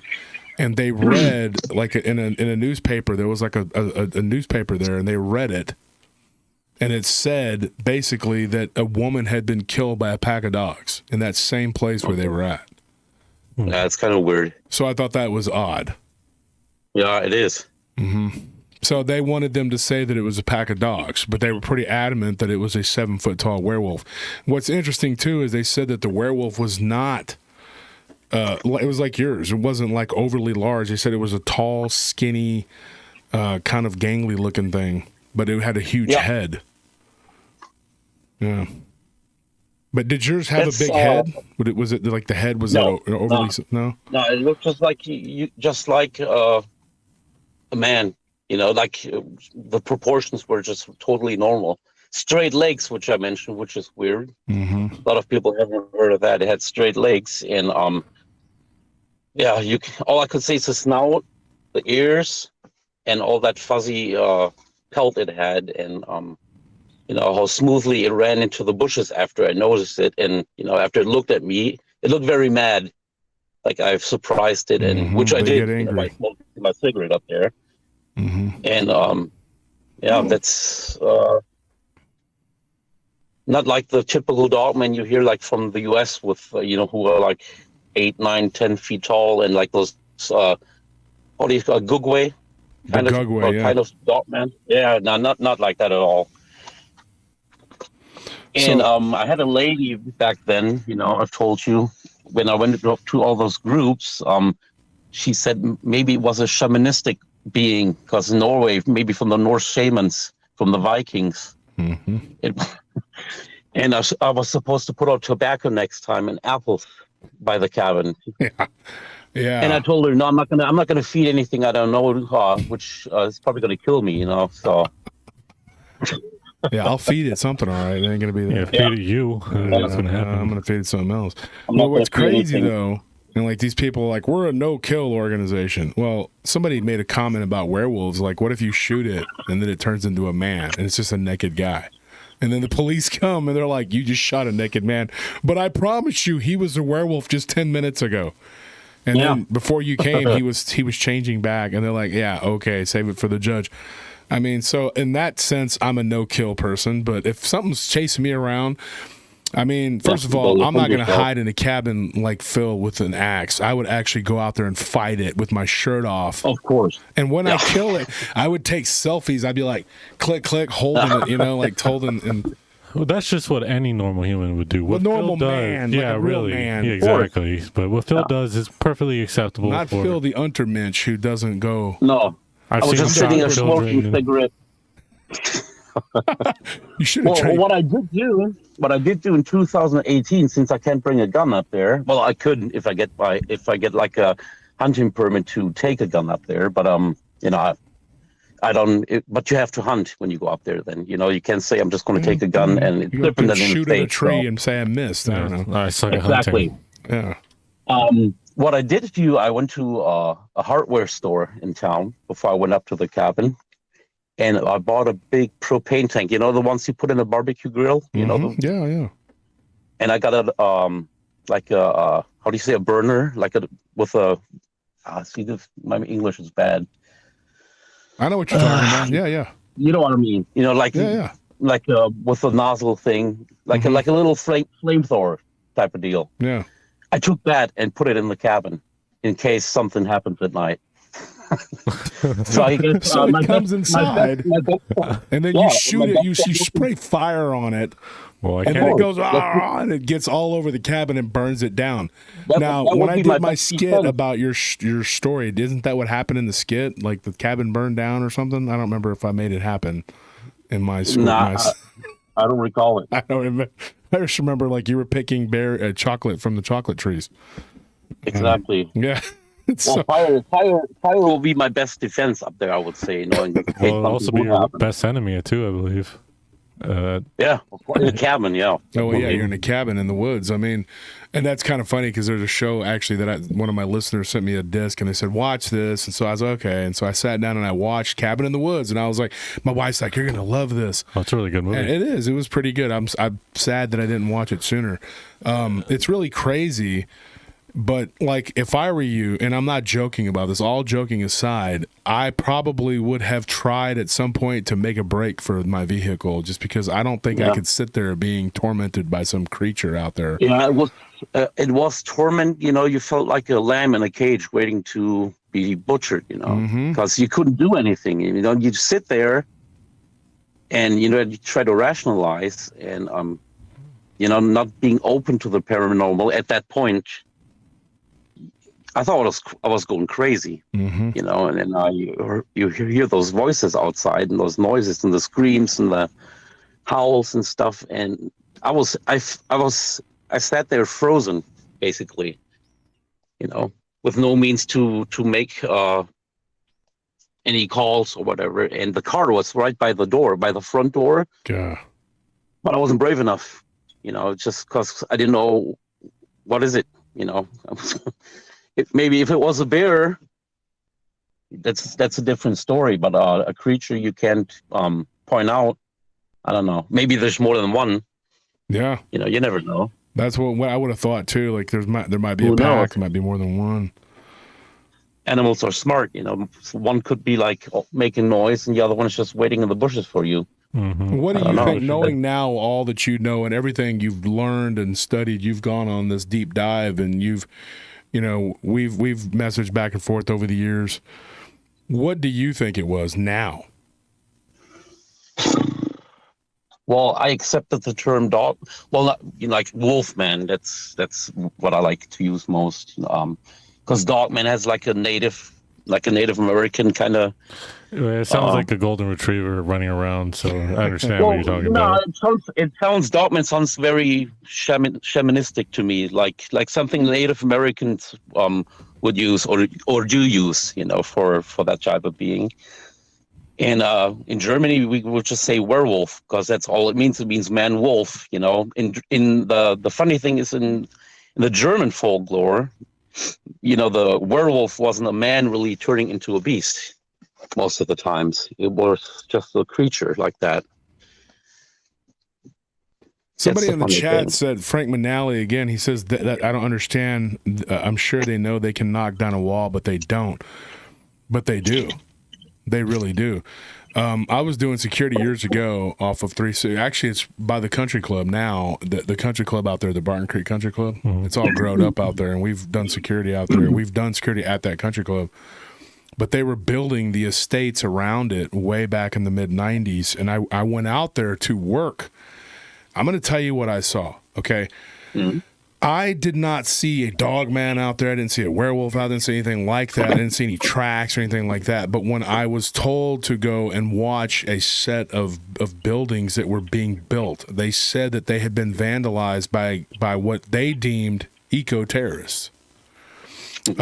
They said that they were green people, like people that were into like the Green Party people type people. They were like, yeah, they're Tree nuts. yeah, they had vandalized these houses because they didn't want them building out there on that pristine land, which I can you got understand. those people I too? can kind of get behind that. I can kind of agree with that, but that's not my place to decide. I had to be able to provide myself with a place to live and food to eat and clothes to wear, so I had to do the job.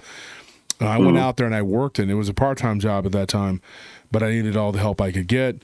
And so I literally was, at that time, a pizza delivery driver and a, a security guard.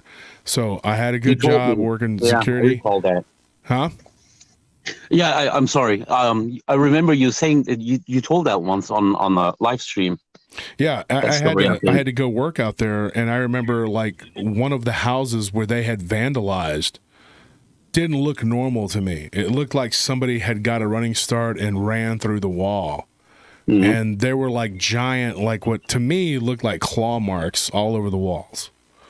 And I was like, what is that? He took like a garden rake with like just three or four fingers and rubbed it on the wall. It looked so weird to me, and it freaked me out.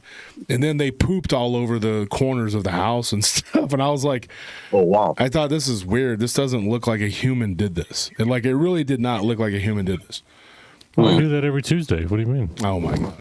But I told a couple of my friends that, and one of them, I got him a job working out there, and he went out there to work, and he told me, he goes, dude, he saw the damage, and he goes, what the heck? He jokingly, he said, what is that? A werewolf? Like, what could have done that?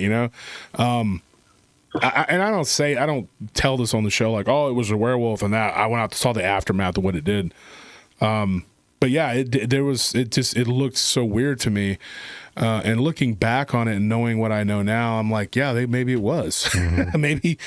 maybe something destroyed that house, while after it was almost built, and it just destroyed it, and they just thought it was like these people that did it.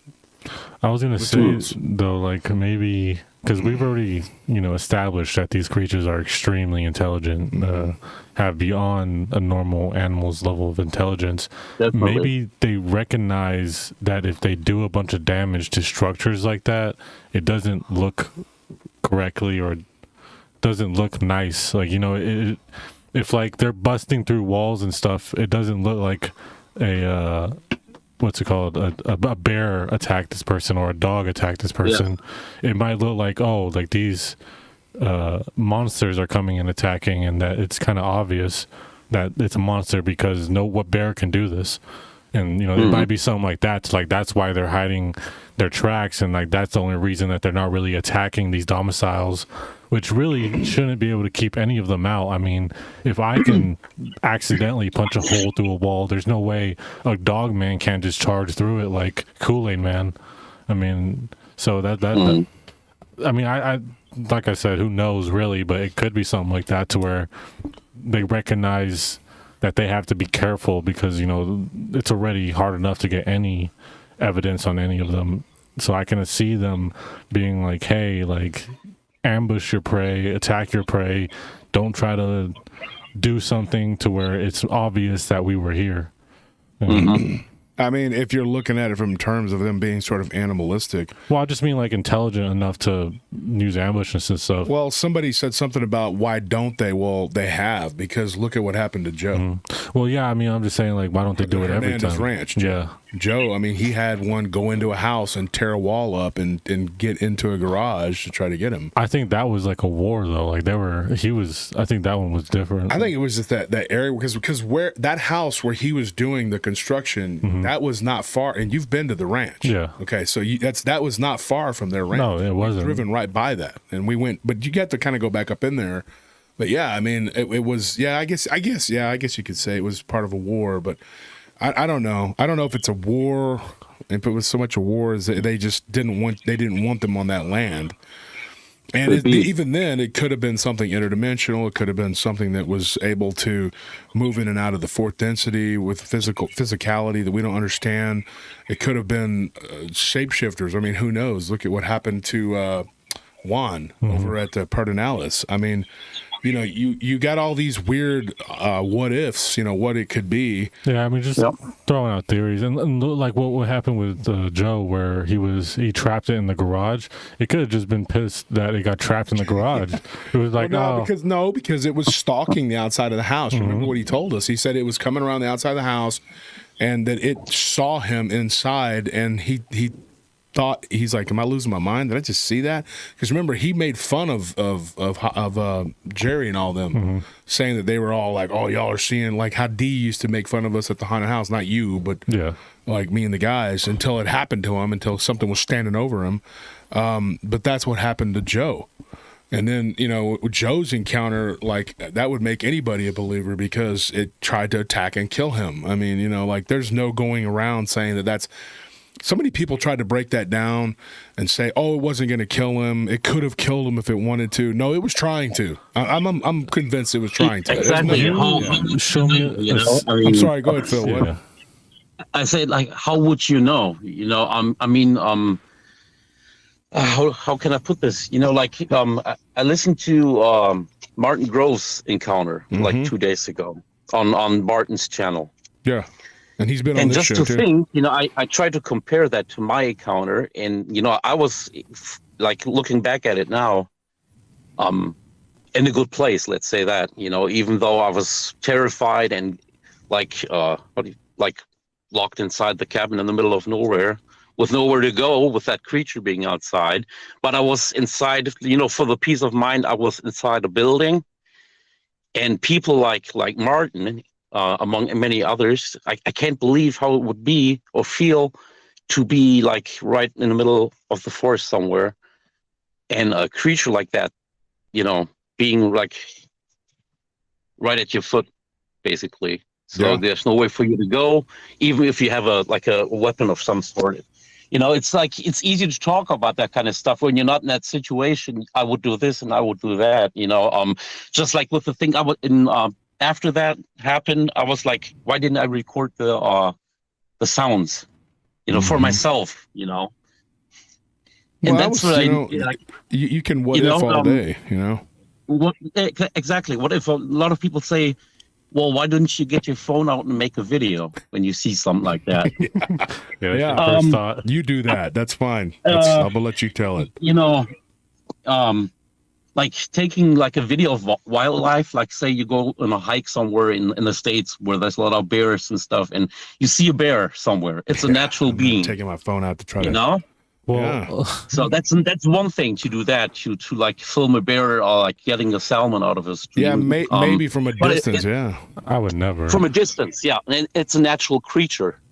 So, you know, it's still scary, but, you know, it's an animal, a natural animal. It's nothing from like another realm or whatever. But if you see things like that, which you can't even like make up for yourself in your mind, it's easier said than done to just, I'm going to take out my phone and film that.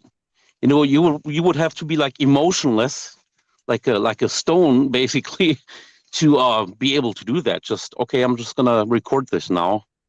Yeah, I don't in the know. middle It's of an just attack, just be like, well, my Instagram Exactly. followers need to know about this stuff. I mean, I was 15 when mine happened, and I didn't have phones. Like, that's a pipe dream. Like, the idea of carrying around a phone, much less a mini computer in your hand, was like, dude, that's not going to happen. Like, that was space technology to me. That was like Star Wars or something. Exactly. And when you look at it now, it's like somebody asked me if I would have been trying to take a picture if I had the technology now, and I was like, hell no. I was trying to get the heck away I'd have thrown my phone at it, maybe. Of course. I was 15. I was trying to get away from it. I wasn't trying, fight or flight situation. You're not gonna take out your cell phone and say, "I'm gonna film this before I get killed." Well, I think I'm going to say all the people that did decide to pull out their phones and take pictures of them, I don't think they're those phones able to tell stories. Dogman. Yeah, I was going to say I don't think they're able to tell their stories anyway. So that's why we probably I don't think so either. I can't put my head around that because how may I say that you would have to have balls the size of boulders to do stuff like that, It would have to be, be stupid. I don't know. There are sociopathic people though, Phil, who are that you can't scare them, you can't startle them. I know. Like you'll jump out to scare them, and they're just like with their eyes, they don't blink. They just do this. We got people in Germany at the current time who stick themselves to the road. They put concrete over their hands to stop cars going to work. Oh my god! Yeah, those people. Maybe those people, they will probably get out their phone and film something like that. Yeah, because they say that when people don't blink for long periods of time and they stare at you with those big wide eyes, those are they're sociopaths, And I thought about that, and I thought they would be the kind of people that would take a picture of a dog man. Yeah, like if they're not startled, they're not scared. You're talking about like people that like have to remind themselves to blink, kind of like it seems. Yeah, like that. They're crazy. And I've dealt with people like that, and like they just sit there and they stare at you. There was a guy who used to come to my club all the time. Subsequently ended up killing someone, and it didn't shock me, and he would just stare and not blink and just talk, and it's like your eyes got to be burning, dude. Like what, didn't know what I know now that guy's a sociopath, or a psychopath, He decided to move. The bird decided to move. But I honestly think that if somebody does get a picture of one of these things, a good clear one, it will be from some lunatic, and then everybody's going to say big distance. Yeah, and I don't think that anybody's going to really, because I don't believe that these things are flesh and blood like the way we think they are. Just like with Bigfoot, same thing. No, me neither. There's no way you're going to get pictures of those things. Not anymore. Not anymore. After listening to what you said about the whole thing for a while now, and even before that, there's got to be somewhere for those beings to just appear from wherever. I don't know, because you would have to see some sort of. There's no way a creature like that can just hide. And the fact is that you see them in Germany. There's reports of these things. At least that's in the U.S. groups. You hear stuff like that. And there's a lot of stuff coming in from England right now with people being killed by packs of dogs. Yeah. Just recently. And that's kind of weird because, like in Europe, there's not a lot of places, maybe except like Spain or the Balkan states where you have wild packs of dogs. Because we have a big finger on that. It's controlled. There's no packs of dogs, stray dogs running around in Germany or England or whatever.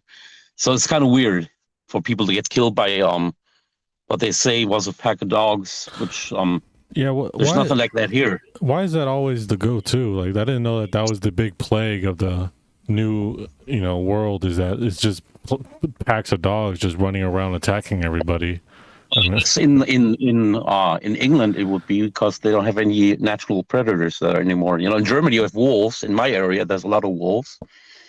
Nothing bigger than that, but in England, there's I think the most dangerous animal there is like a wild hog or a badger. That's about it.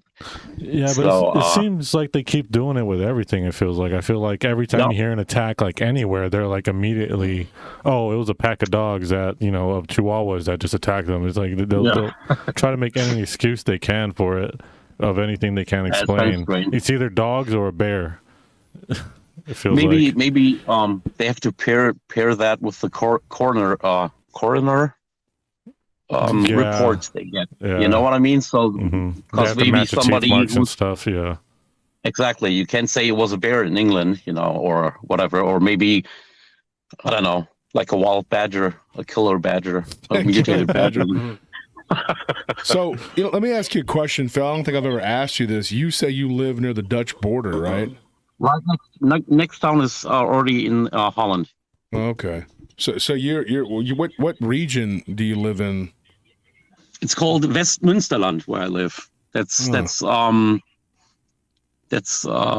next town here in Holland is the bigger town is Enschede, and where I live right now it's Dingsboro. That's a little village. It's all villages out here where I live, no big cities. Yeah, because I know Just that farming I got a country. story out of Luxembourg not too long ago. That's not far away from me. Yeah, not far from you. Yeah, there's a lot of different regions of Germany. I know that Bavaria is the Black Forest, and it has all these the fairy tales and everything came out of that region. But what people don't understand is Germany's a very ancient land, and it goes back so far. I think I read something Very about old. the Black Forest. Is it true you You've probably had Black Forest ham. What are you talking? Is that where it comes Yeah, from? it's good. I mean, It's I like very it. good. I'm from there, but it's named after the Black Forest. Well, I was gonna ask, is it true that the anthills there are kind of left alone and they're like, you're not allowed to mess with them at all because the ants there are probably the only thing that can tear down that the leaves or whatever to. Yeah, in Germany there's a lot of wildlife preservation. Yeah, a lot of areas not where you ants. can't Yeah, like I heard like the mounds get huge. In Bavaria, you can't touch ants. Well, I don't know. I think it's a certain part, like a certain forest I know in Germany. Is that true, Phil? You're not allowed to touch with the ants because they're the only things that can digest the leaves. I could believe it be true. Like we have here, bats are a protected species. Yeah. So what we Bats have here, I think, are too. Yeah. When we here in the area I live, there's a lot of old World War II bunkers here from the war. Like abandoned places and stuff. And they keep those. They gate them up, so you can't go inside. And they do that for bats because bats dwell in that to protect them. So they let them live in there. It's pretty cool. A lot of places like that. But Austria is the in-between country between Germany and Italy. And exactly. Yeah. And Switzerland. And those in-between countries, they usually have dual dialects, like Austria is very, and so does Belgium. Belgium doesn't have a Belgian language. Belgium has Dutch, Flemish, and French and German. Yeah. Exactly. Yeah, and Flemish is actually a form of Scandinavian. But Luxembourg is German, and they have a very weird own dialect, like a very weird kind of German dialect there in Luxembourg.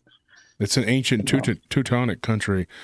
What's really weird though, like when you read about the Romans, like they were terrified, like absolutely terrified of the Teutoburg Forest. Germans. And the Germans. Germans were big and tall, and they were scared, and they did not like going to war with them.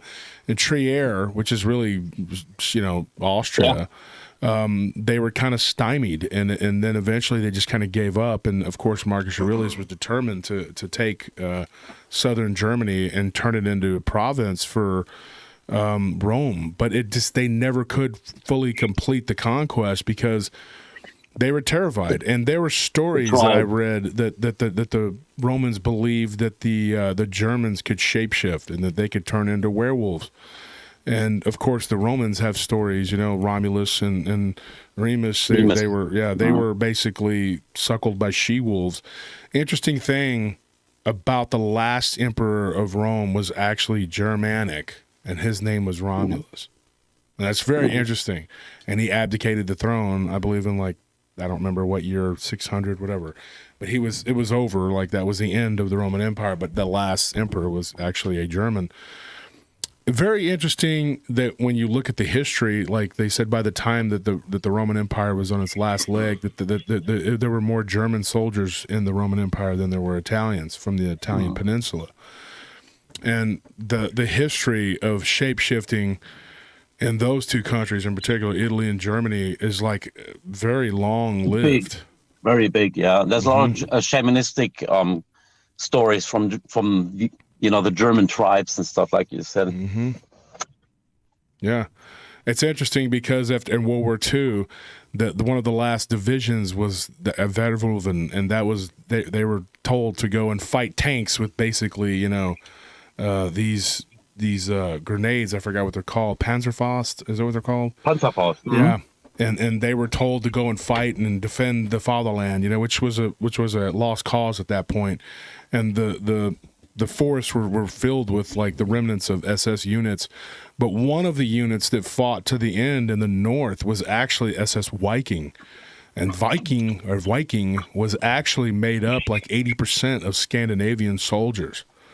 And another interesting fact is the Azul division was actually made up of Spanish volunteer soldiers, because Franco was like, hey, I'll let you fight against the communists in the East, but not against the Allies, so he could stay in power, But that's history. But the thing is, the fact that Hitler himself told his people to fight like werewolves, and he was actually Commando Werewolf. It was called Commando Werewolf. Yeah, and he was very adamant that and these people, like, they were considered to be like it was like a revered thing, It's very odd too, because like he always talked about his enemies as vampires. Like, he would talk about them sucking out the life and the blood of the country and destroying Europe and whatever. And he would always talk about them as being like satanic vampires, but then he's telling his people to fight like werewolves. It's really, it's kind of underworldish. It's very odd. It's very weird. And the Germans at that time, are like not hit. Well, I'm not too sure about Hitler. But the big high-ranking officers in the German army back then, the high-ranking Nazis, they were into the occult actually a lot. Himmler. It was really Himmler, yeah. Himmler, yeah, exactly. Heinrich Himmler, yeah. Yeah, and he was like, occultism. It was so weird too when you look at, like, I could go into this whole dissertation about all that, but when you look at like the history of World War II, a lot of it was fought in like barren lands, like in the Ardennes and in the Soviet, wastelands, and it was in the countryside. And there are supposedly footage from the Soviets. The Soviets had footage of Bigfoot, Almasty type creatures and werewolves, and they supposedly archived it. And the Germans supposedly had a bunch of this. And when the Soviets, trench dogs, that's what they call them, the trench dogs of the Ardennes. The soldiers, soldiers at that time, they said that there are like how do you say, like devil dogs, in the forest, who killed soldiers, when they were in the trenches. Sort of. Like hellhounds, exactly. Hellhounds, yeah. There's a lot of stories from that region about hellhounds who are, even in World War One, who killed soldiers, were sitting in the trenches, fighting the war. And if you were to fall asleep in certain areas, and especially in the Soviet areas, and in Ukraine, Belarus, they were stories from the German soldiers that they were being preyed upon by these different types of entities.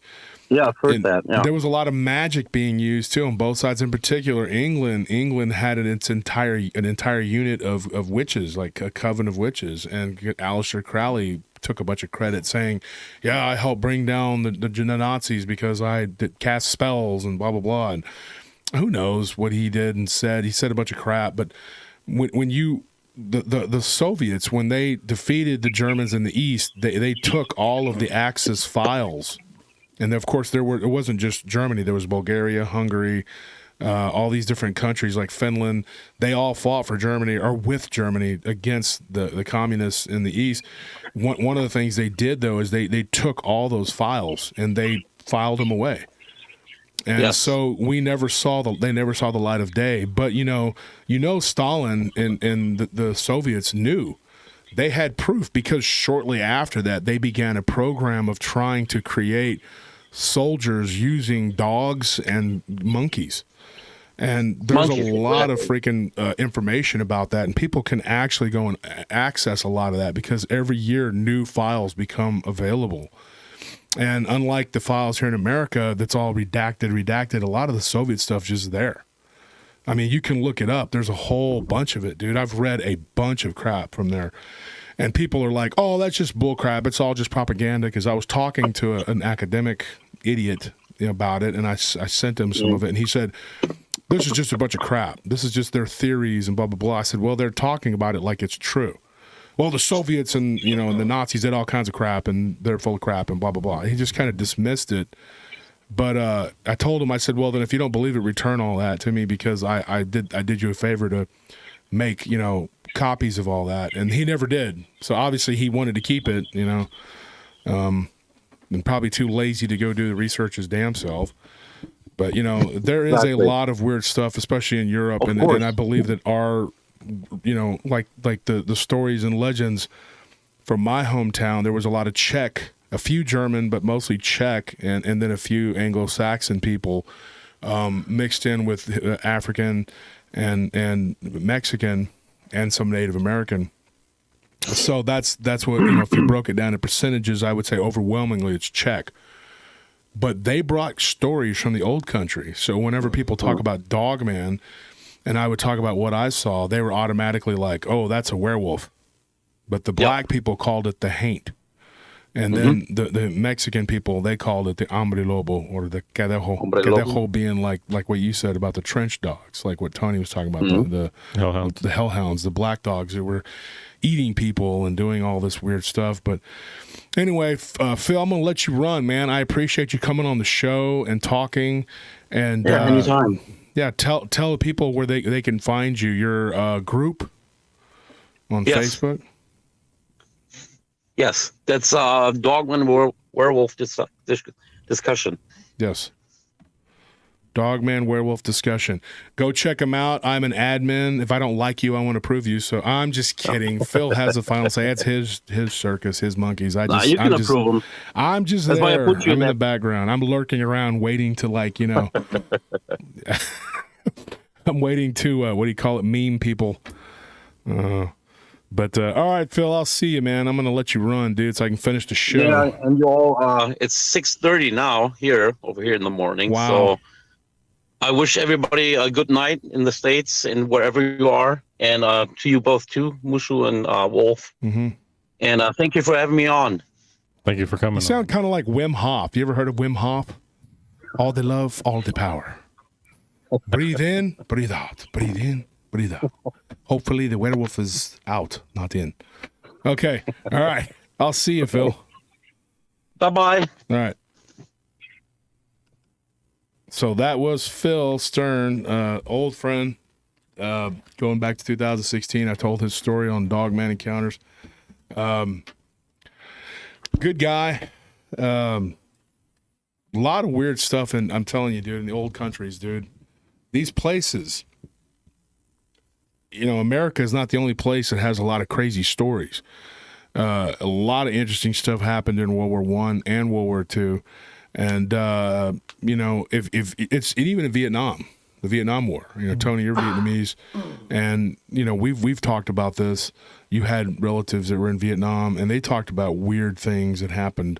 My uncles, I had 3 or 4 different relatives that were in Vietnam, and they talked about really weird things that happened. My one uncle who passed away recently, he told me some really weird stories about Vietnam, about not him personally seeing too much, but like being in the same unit with people who claim to have seen what they call rock apes.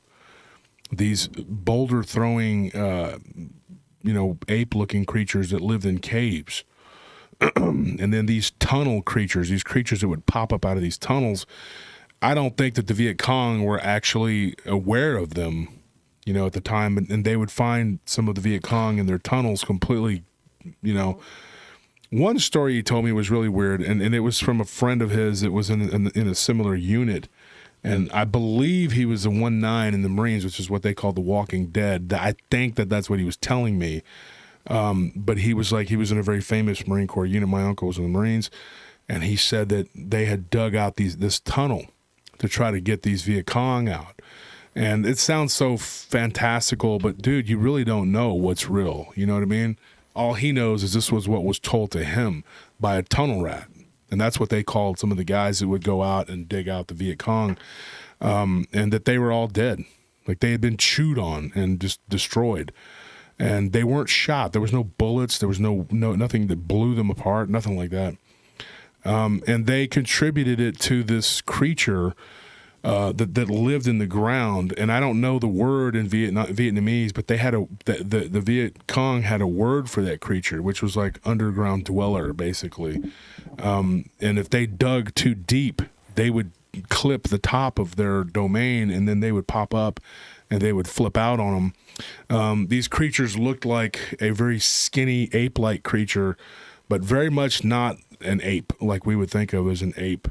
It wasn't an orang pendek or anything like that. It was something very weird. And they were, I don't want to say cannibalistic because they ate people, but that wasn't like, and I've read stories about them.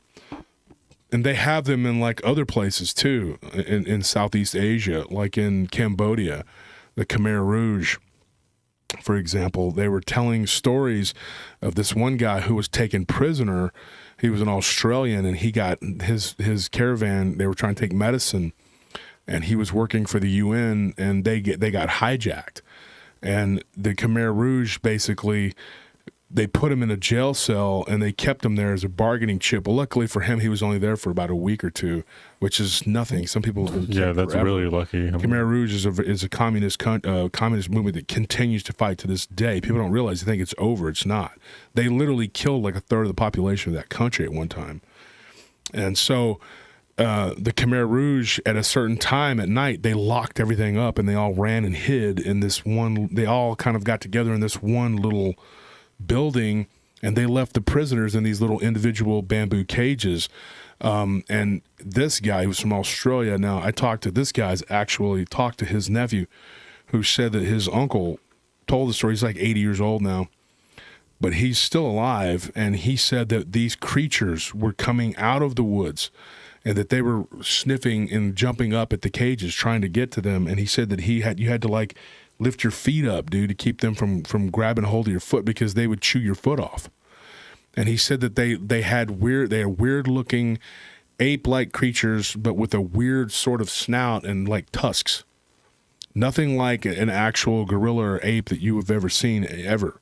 And the Khmer Rouge was terrified of them, and they said that they couldn't be killed. They wouldn't shoot at them, and if they shot one or tried to kill it, that more would come.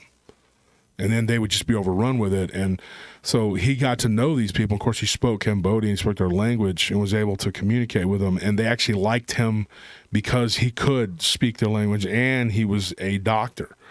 And so he helped one of them by just very simply giving him an antiseptic, and like he had on him. And he thought, oh, this guy's cool. He cured me, because in the jungle, a scratch could turn into anything is deadly. Yeah, it could turn into death. Mm-hmm.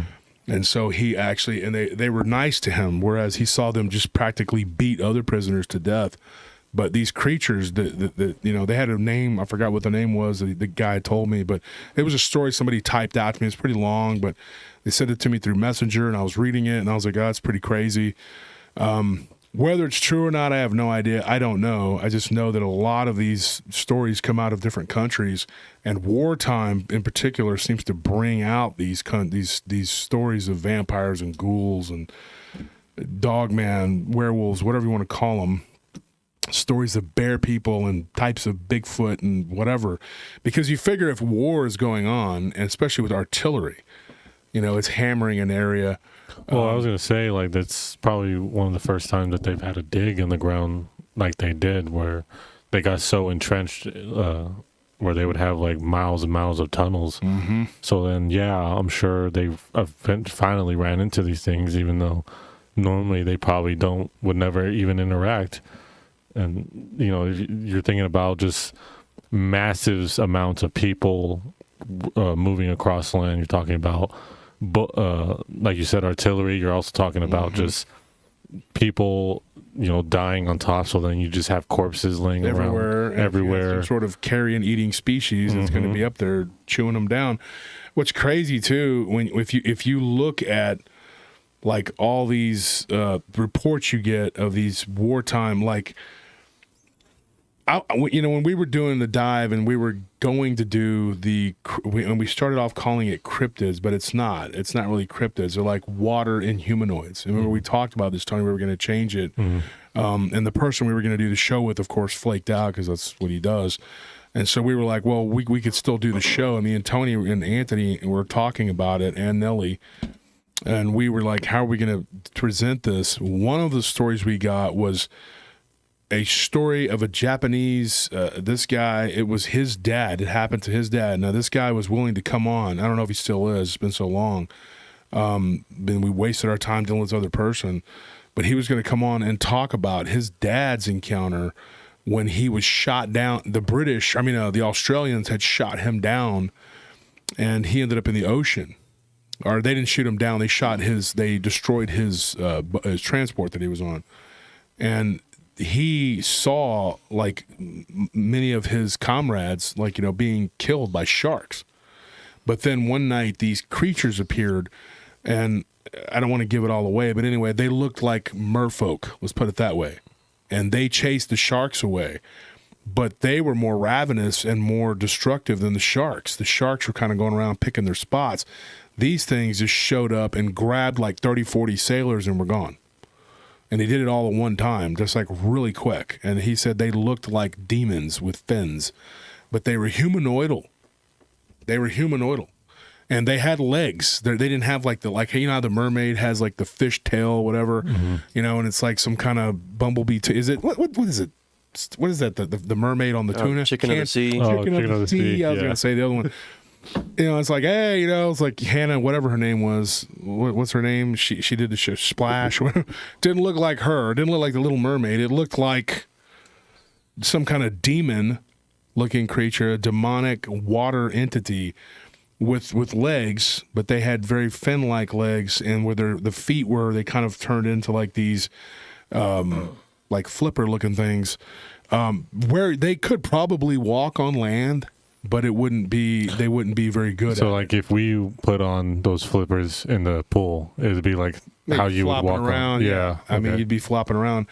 But he described them, and he said that when they came, the good thing though about it was after that there was no more predation for days and days and days. There were no sharks. There was nothing, and so the rest of his unit survived after they got blown into the water. But it was from his perspective, and he was Japanese, but I don't know. It's a crazy story. We've heard so many stories like that. There was a lake, speaking of which, another story we got out of there was, I can't even pronounce the name, Zeva Lemading. I don't know. It sounds right to me. It was up there in Norway, and this guy was fishing, and this freaking creature like flopped around up onto his boat. But it was how big did he say? It was like 2 or 3 feet, right? It wasn't like giant. I know. Yeah, it wasn't like a huge creature, but it was enough to be like terrifying or scary. And it was actually a report, I think, that Armando had fielded years ago, and then he gave it to me when he left the show. Daryl Hannah, that's who she was in Splash, and she's all, meh. But anyway, I'm from the 80s, so I'm old. Let's see G.I. Joe, Cobra. I'm old here. Bear with me. But anyway, this creature, he said it was like a weird looking 3 or 4, and it looked so pathetic that he threw it back in the water. He was like, I'm not going to exploit it or do anything like that. And this guy was old. He was like 76 years old, and it was scaring the crap out of his grandson. So he was like, I'm not, But anyway, moving on. We are going to be doing the show that's coming out this Tuesday is going to be freaking scary. So if they're scaring everybody. Hide your kids, hide your husband, hide your wife. They're scaring everybody out here. Well, and also, if you haven't realized yet, we are doing shows again. So if you didn't catch last Tuesday's show, make sure you go ahead and do that one too. That one's pretty good. And we appreciate everyone who donated. Please, we thank everybody who was donating while Phil was talking. It means a lot to us, every time you do it. Check out our Patreon. We appreciate everyone who is on that and pays for that. And if you haven't gotten your goodie bag, go ahead Hit us and up. send us a message so we know about it so that we can correct that for y'all. 11 people we mailed off today. Yeah, today. 11 people. It took forever, but we got it done. Because, dude, we were, as soon as we get there, like 900 people showed up to it was mail stuff nonstop. off. And Ashley was like, nobody was here until you showed up. Yeah. It's like that. Every time we go into a store, I'm in there, and I'm not saying people know me. They're like, oh, look, it's that guy from PRT. They don't know who the heck you are. They're just in there buying something, and they're like, let's go into that store and let's piss around, because that seems like it always happens to us. That guy seems to be on a schedule. Let's go ahead and just mess around in there. He looks like he needs to be somewhere. Let's go and totally screw his freaking... And he's OCD, so let's make sure that we just really mess him. Let's ask him about the colors on this envelope we're not going to buy. I think that's what it is. Like when we were with Ken at the mall, folks, Ken Gerhardt he's very meticulous, and he likes things to be on a schedule. Okay, so go shopping with him. Totally throw him off. I mean, it's for real. It's funny. It was like me and Barton were laughing. We're watching him. Love Ken, great guy, but he's very like me, data. It's got to be done. And he's a good guy to have if you want to get things done. Yeah, that's the guy. But so anyway, folks, let's go ahead and get to. We're going to do some giveaways tonight. You want to get the Wheel of Destiny out? Yeah. The Wheel of Kiwis. Is that right, girl? Yes, my bird Kiwi. She was on the table messing around. Yeah, she's had fun. She's been here playing, just having a good old time. Look at her. Hey, Kiwi. Come here. Come on, Kiwi. Step up. Step up. There you go. There you go, Kiwi. Are you having fun? Are you having fun?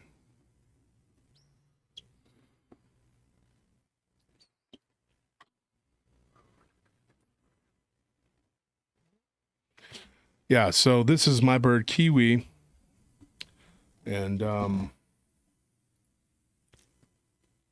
Kiwi is a cockatiel. She does not like the car Anunnaki. She doesn't have a driver's license, so we don't let her drive yet. Not yet. Who drank Shasta to take Garrett? Garrett, hopefully everyone.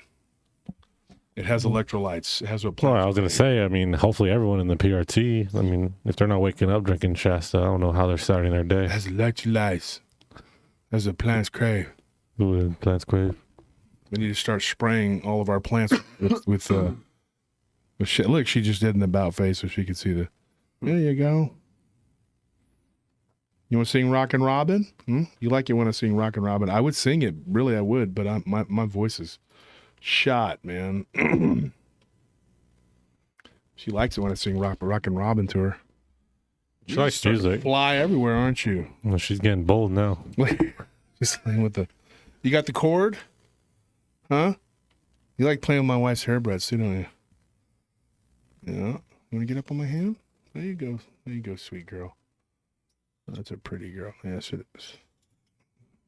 She likes to be scratched behind her head. Yeah, she's a sweet. All our animals are very sweet. Mm-hmm. But I have been good with animals my whole life. I really have. My parents were like, "We like that calf. We need to have it butchered." And I was like, "Oh, calf, come here." I'm just kidding. I never did. It's terrible. I would never do that. That one looks delicious. Let's go get that calf. And then I found out about life the hard way. I actually had a squirrel. I caught a squirrel one time, and I just had it in my hand. I was feeding it, and then we had foxes out at the lake, and then I realized I shouldn't be feeding them and getting them acclimated to people. To people, yeah. Because some people are going to be bad, and mean, and hurt them. That's what sucks is like God made all the animals so furry and touchable, but they're so sweet. And God gave us hands, but at the same time, it ruins both ends. I don't know how people can hate animals. I had this one girl I was interested in years ago, and she said she didn't like animals, and I was like, goodbye. I just literally left her on the side of the road. See ya. I'll say it as Patrice O'Neill said, it won't ruin our relationship, but it will ruin how close we could be. I'll associate with you, but there's no ways I could be friends with you. You would associate with somebody who hates animals? Yeah, what if they're selling me Starbucks? I can't stop buying Starbucks now because they hate animals. Dude, you punch that hoe in the face and you take that drink. That sounds like a You're like, you don't like animals? Bam! But you don't like people now either. Yeah, now you don't like people.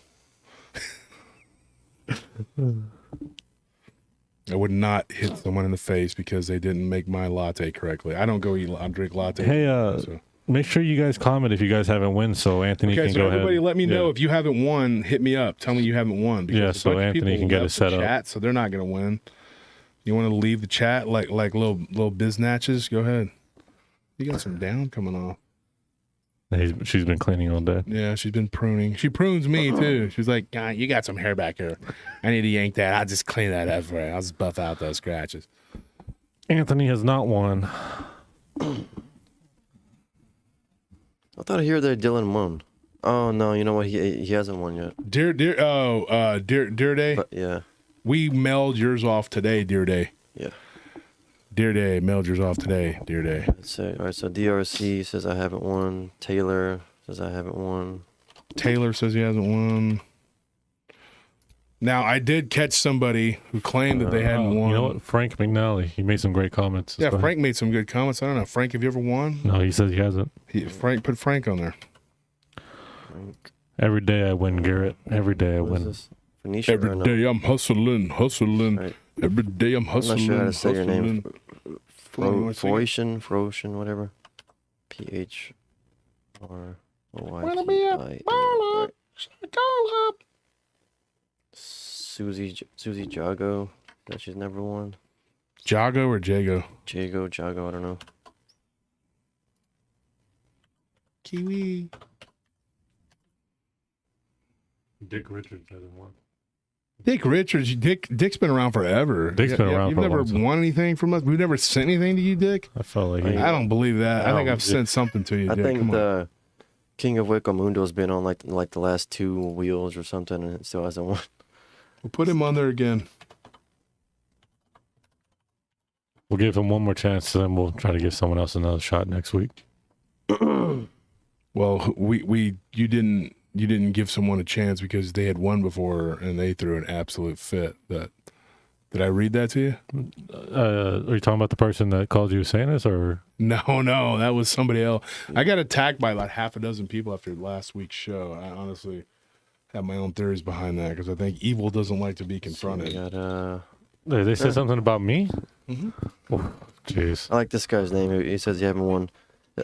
Ben Foyle hat. He said you look like a 70s Probably like the 70s. 70s blue movies type star.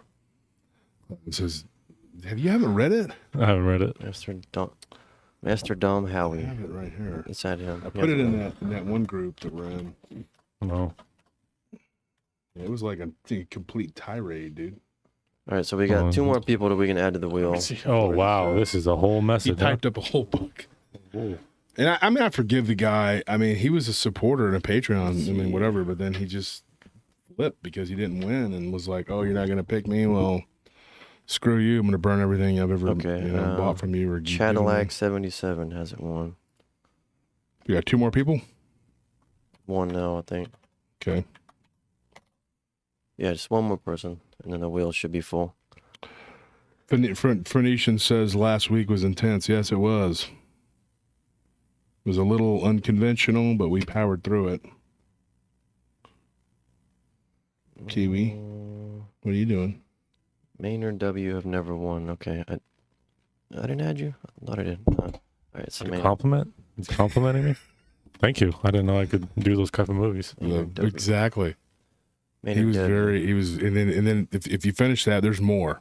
Yeah, it's just ridiculous. If you're even Let's wheel interested in, up so people can see it. like it really matters, like just whatever. Okay. Maybe later. This dude can't People write me really books all the time. Yeah, and the thing it's is- insulting. It's like, you think I'm going to read all this? use commas and periods more better. TLDR, I would ask. I just apologized. I said, look, I'm sorry for whatever I did to offend you. Sorry for existing, but I got to go. I got time to read all this. Just It's not even like a good complaint. He's just mad because I chose someone else. It's like we're not obligated to give you stuff like that. I mean, it's crazy how many people I've given stuff to and they've trashed me. I think he just forgot to take his normal pills.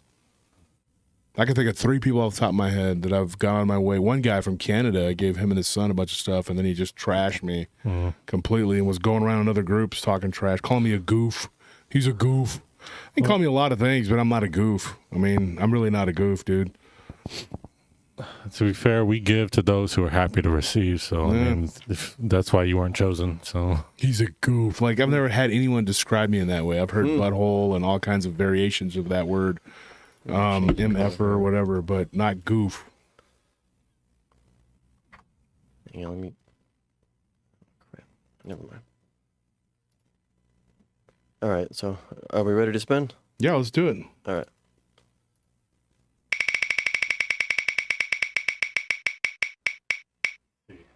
DRC. Who? DRC. That's just a screen name. winner chicken dinner, indeed. Hey, DRC. and guys, we still have 1 or maybe 2 people from last week that never gave us their information. I need your address, okay? And I need your shirt size, okay? I cannot, if you don't give me your shirt size, there's nothing I can do. I can send you a book, and that's it. Do you remember who it was specifically, so that not all the people don't send you stuff? And I remember counting. There were how many winners last week? 6, right, or something like that. And there were only like 5 people that sent stuff in. So there's still, and I think there might have been another 2 people who sent stuff saying that they were Patreon members. If you're a $20 tier Patreon member, you're eligible for a swag bag. If you're a $10 Patreon member, you gotta wait. You gotta have 3 months. Okay, so. That's what was weird was that they were telling me, hey, you know, this and that, but they weren't giving me their address. They were just like, hey, I'm a swag, you know, and I'm like, address, you know. Don't worry, I'm not going to show up at your house. I have a lot of things to do, man. Believe me. Like, you know. Yeah, it's very important for these new winners. Make sure you guys send your address, your shirt size, you know, things like that. That makes it easier on us. So, Wolf, so that he can organize it all and make sure you guys get all the stuff you need. So DRC. Yeah, and the email address you need to send your information to is right at the top of the screen. Yeah, DRC, your address so you can send it to your house. Spin the wheel again. Let's do it. Other than your shirt size.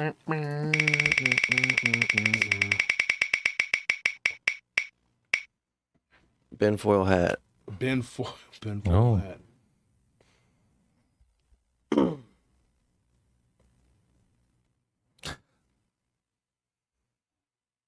In fact, Susan Compton, she didn't give me any kind of shirt size, so I had to just send out what I had, which was a book and whatever. Corley, thank you. Says, I missed most of the show. I have to go back and watch later. Friday night is crazy busy for me, but keep up the good work. I love all that you do. Thanks. Thanks, Corley. I love all that you do, too. Thanks. Next, spin again. Let's see. Who's going to be the third winner? Cadillac.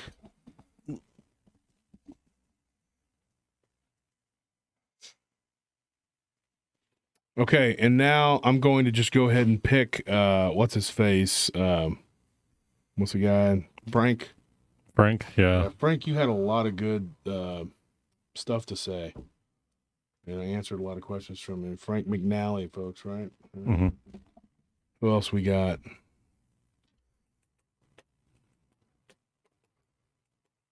Do you want to spin again? Maynard? Maynard's on there? Maynard is a Patreon member. Really? Yeah, I thought Maynard, you've given you a swag bag, I believe. I don't know. I mean, you can be on the wheel. I don't care. But I mean, who's the other one that said you said they've been there 3 weeks in a row or something? I think King of Ecomundo. He's been on there at least once before. Okay. Yeah, I think he's been on there a couple times. I don't know. I have to go back and look. J-Boy Varg. Varg is actually Wolf. Yo, Wolf, what size you got in sweaters? You got any 3X and 4X? Yes, I do. We do indeed. We do. We were out of several different sizes and different styles for a while, but we got a bunch in. We made a huge order and got some stuff in.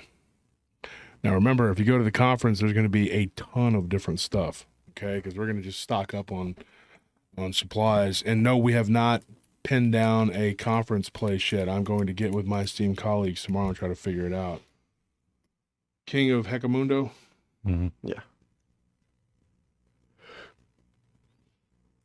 You were made in Mundo?